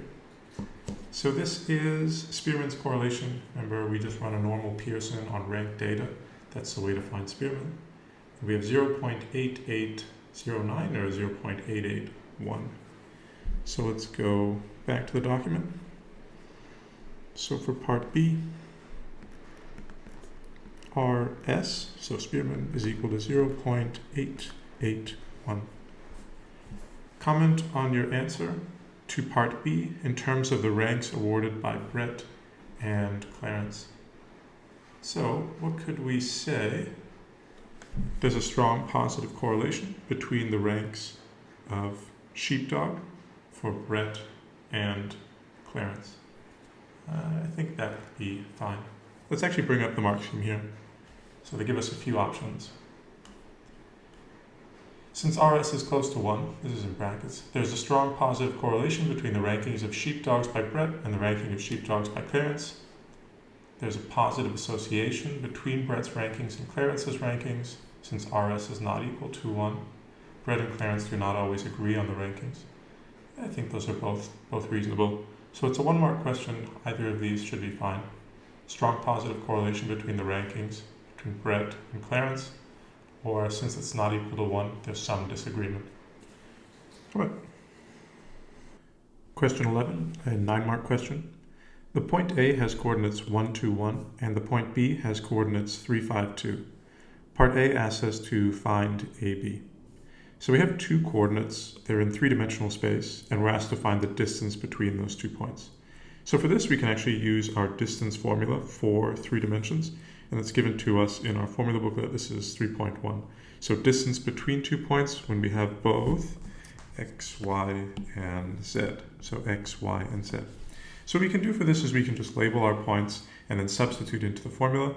I think later, for later parts of this question, we'll want to actually sketch this out just to conceptually see what's going on. You can already do that, but for this first part, we'll just use the distance formula. So let's go and solve part A. So once again, distance formula is essentially a version of the Pythagorean theorem, except we now have 3 coordinates. So let's write this out first. It's x2 minus x1 squared, y2 minus y1 squared, and then z2 minus z1 squared. And sometimes it might actually be helpful to label x1, y1, and z1, and then x2, y2, and then z2. Again, which one you call x1, y1, z1, which one you call x2, y2, z2, doesn't matter as long as you're consistent. So let's go ahead and write this out. Substituting these values, you can do this all in one step if you like. So x2 minus y2, 3 minus 1, it's going to be 2 squared. But if we want, we can actually write this out. 3 minus 1 squared, y2 minus y1, 5 minus 2 squared, plus z2 minus z1, so it's going to be 2 minus 1 squared.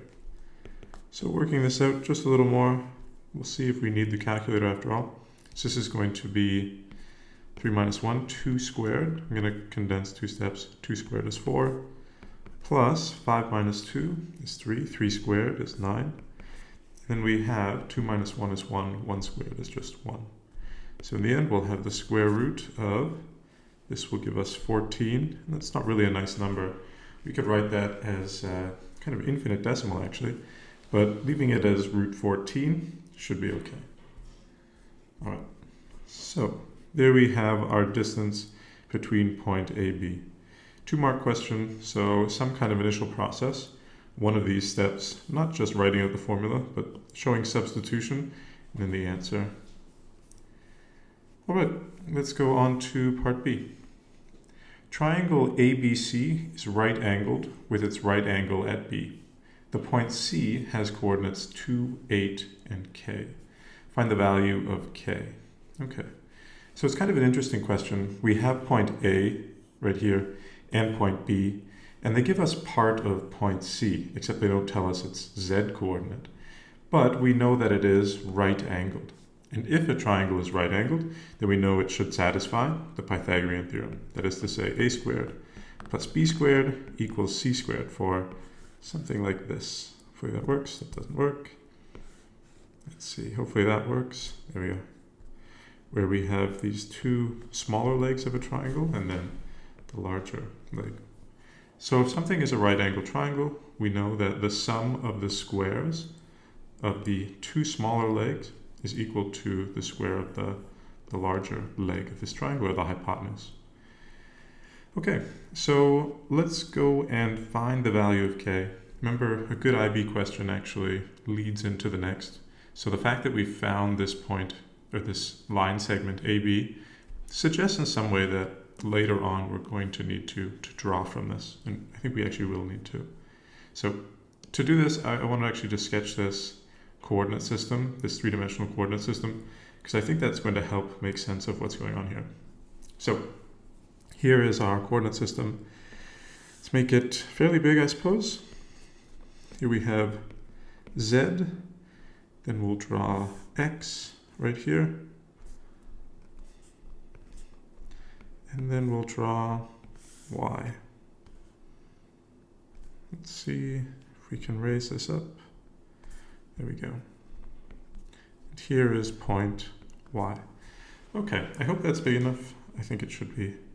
Let's plot these points. Point A is 1, 2, 1. So here it is, 1, 2, 1. All right. So what does that mean? 1 is move in the x direction, 1 unit, 2 in the y direction, and then moving up vertically by 1. This would be approximately, we can write this as A, which is itself 1, 2, 1.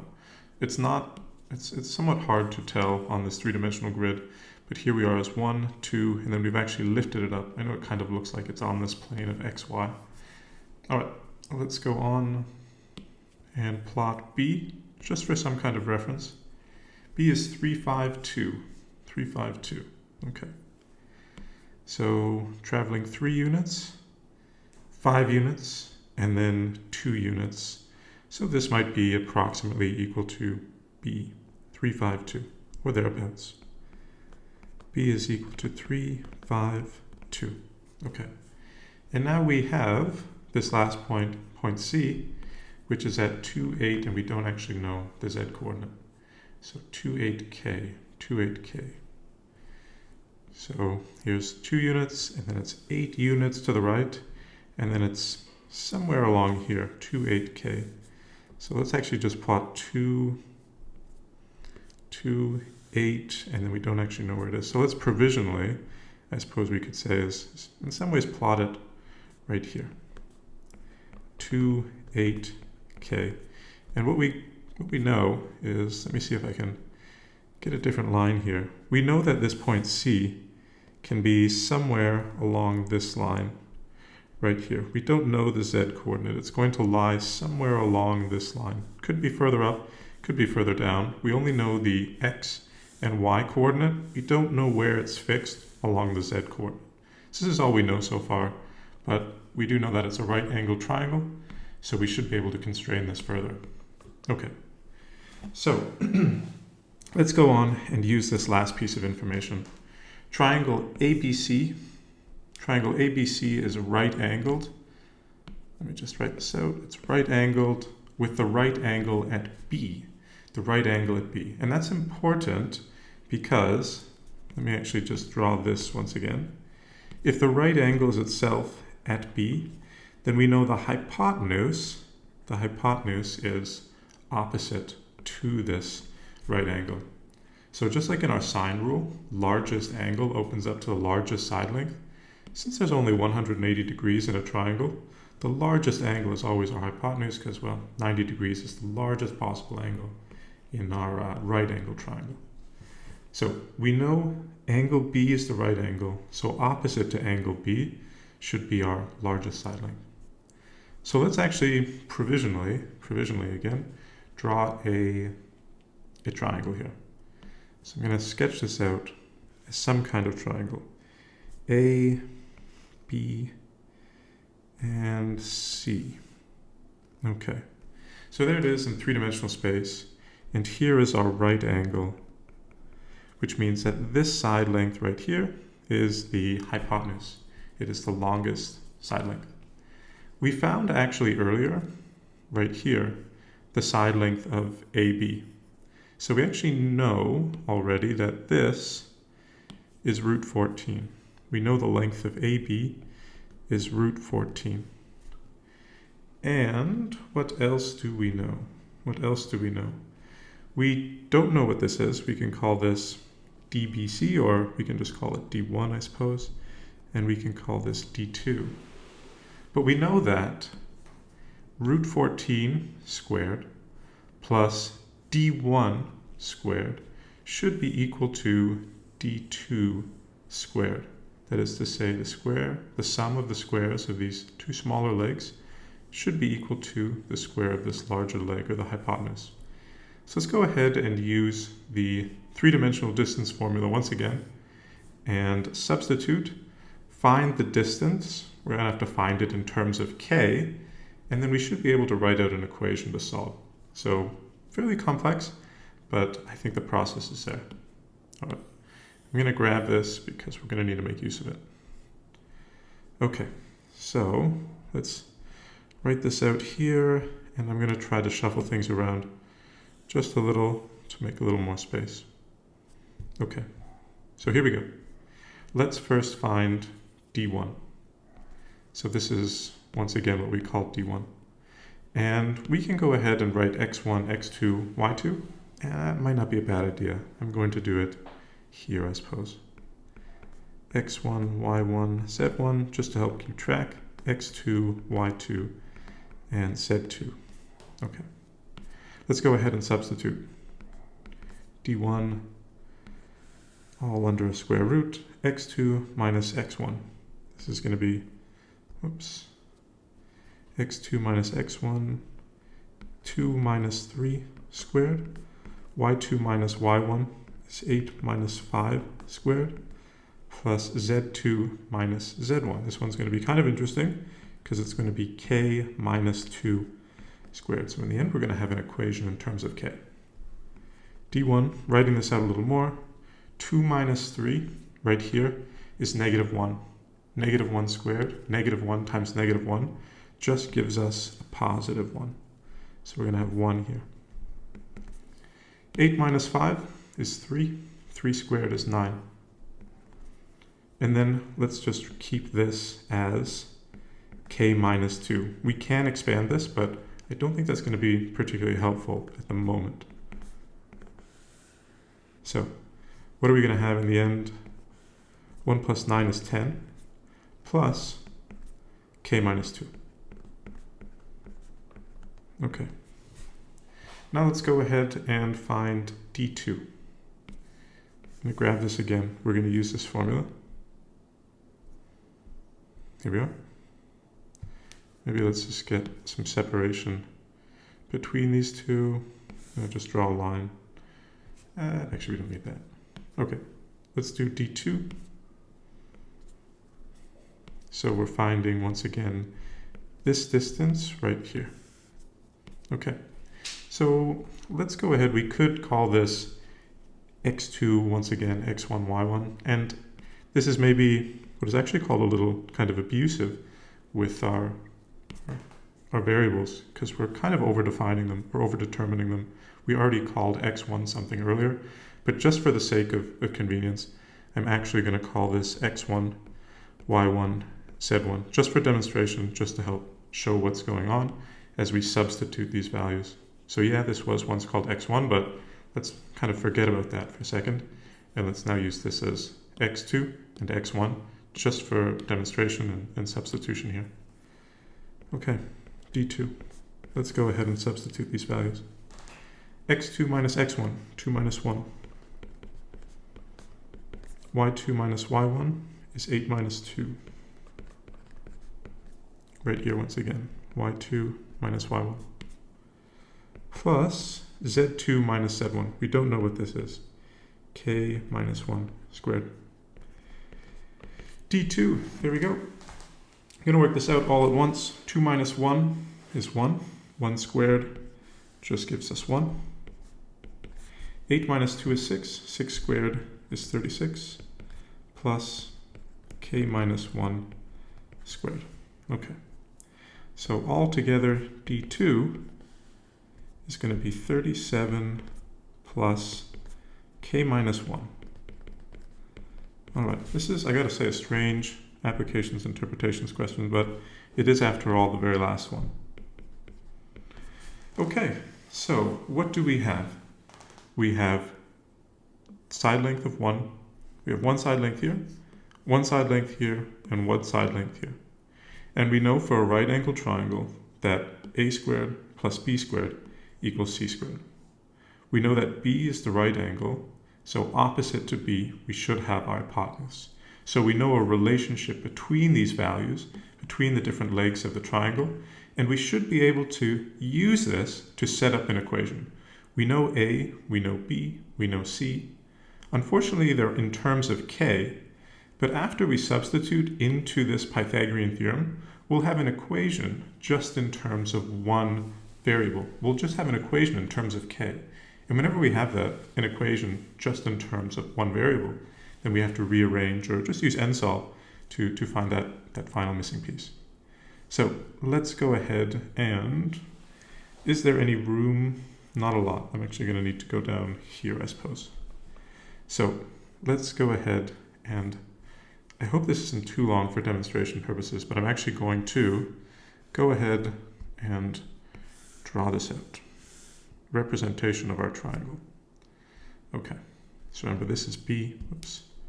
This is B right here. I think I can do better. There we are. Okay, and what do we have? Let's see, can I switch this around? Yeah, I suppose that maybe looks a little more like it. Okay, I hope this is okay. It'll have to do. Okay, so here is B. And let's draw what we know. We know that this is root 14. We know that this side length, D1, right here, is 10 plus k minus 2 squared. This is 10 plus k minus 2 squared, all under a square root.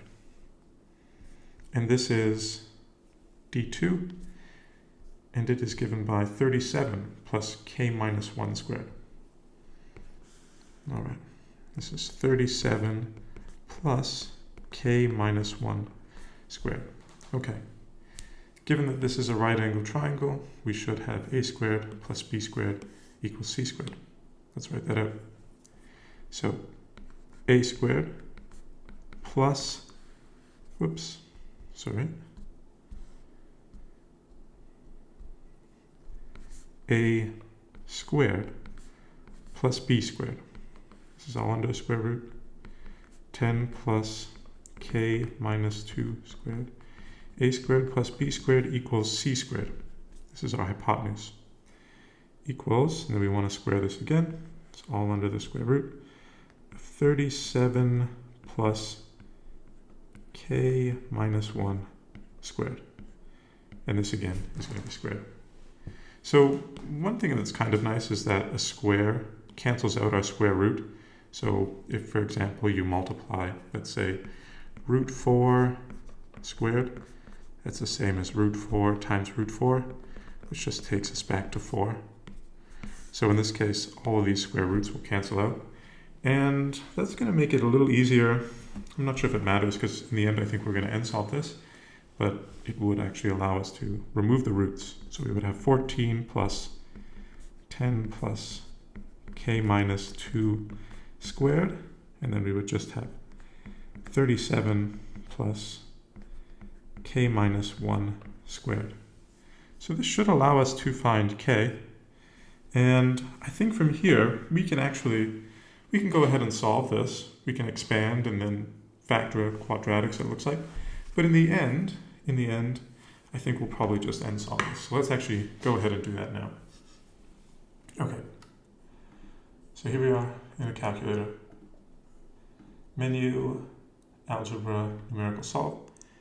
We can keep it as the square root 14 squared, but I'm actually just going to write it out with our whole number values. Plus 10 plus, and then here we had the bracket of k minus 2 squared.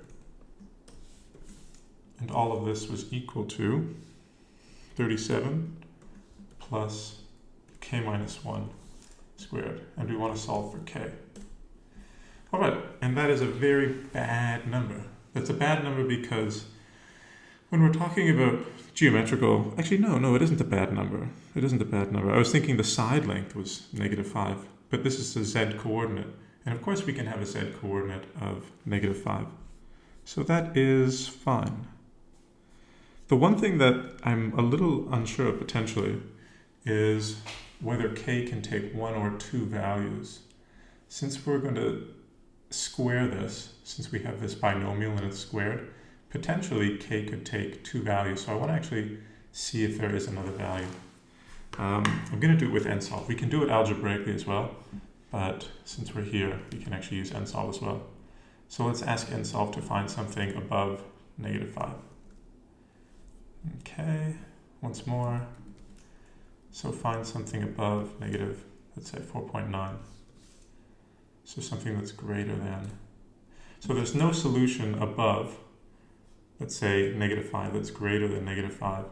And I think that is good. Now, it's not absolutely certain that -5 is the only solution, but just going off the question itself, I mean, another way to do this just by reasonable bounds, and this isn't the most, what can we say, the most rigorous proof, is just to say, so this is how nsolve works.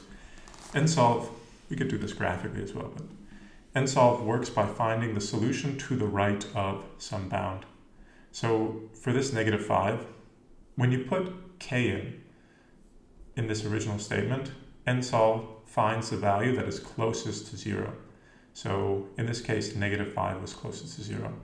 And what I did here by putting in -4.9, I set a lower bound and I said, okay, nsolve, please find any solution that is greater than -4.9. And it searched to the right, and from -4.9 to infinity, there's no solution. And so this essentially what I'm doing here is saying, okay, start at -10,000 and find the next available solution. And I'd imagine it's going to give us -5. Yeah. So -5, I think beyond a reasonable doubt, is our only solution. And this is the value of k. This is the z coordinate. Okay. So let's go back to the document here. And working this out, we found that k is equal to -5. Okay. Last question here, part C. Calculate the size of BAC. So here we have BAC. So let's actually just look at our original diagram once again. So here's BAC, BAC. So we want to find this angle right here. Okay, let me actually label these two other vertices. BAC, we know this is 90 degrees, and we know that k is -5. Okay, so what can we do? Essentially, we know, well, one side length, and by finding a value of -5 here, we should be able to substitute, and we actually do know these side lengths. So let's actually find out what they are numerically.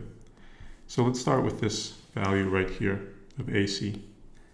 So we know that AC is itself 37 plus k minus 1. So 37 plus k minus 1. K is -5. So -5 minus 1 squared. So -5 minus 1 is -6. -6 times itself is 36. So this is going to be 37 plus 36, which is going to give us 73, root 73. Okay. And then let's go and find the other value right here. This is 10 plus k minus 2. So for this side length, k again is -5. -5 minus 2 squared. What's that going to be? This is going to be 10 plus Negative 5 minus negative 2 is negative 7. Negative 7 multiplied by itself is 49. So root 59. So let's go ahead and rewrite these. Now we've got a triangle that looks like this. Root 59 and root 73. Okay, so we've got a right angle triangle. The side lengths are roots, but they're still actually real side lengths, although they're expressed in potentially an unfamiliar form. They're still real numbers. They're still, I guess we could say real numbers. They're still determinate side lengths. And let's go find this right here, this value of theta. Okay, so what do we have? We have all three side lengths, so it doesn't really matter which trigonometric ratio we use. Let's use maybe, let's say, the opposite and the hypotenuse. Remember, hypotenuse is always opposite our right angle. So opposite here, and then our hypotenuse, the longest side length, 73, is also bigger than these two. So opposite over hypotenuse, this is sa katoa. So opposite over hypotenuse is sine. Sine theta is opposite over hypotenuse. Sine theta is equal to root 59 over root 73.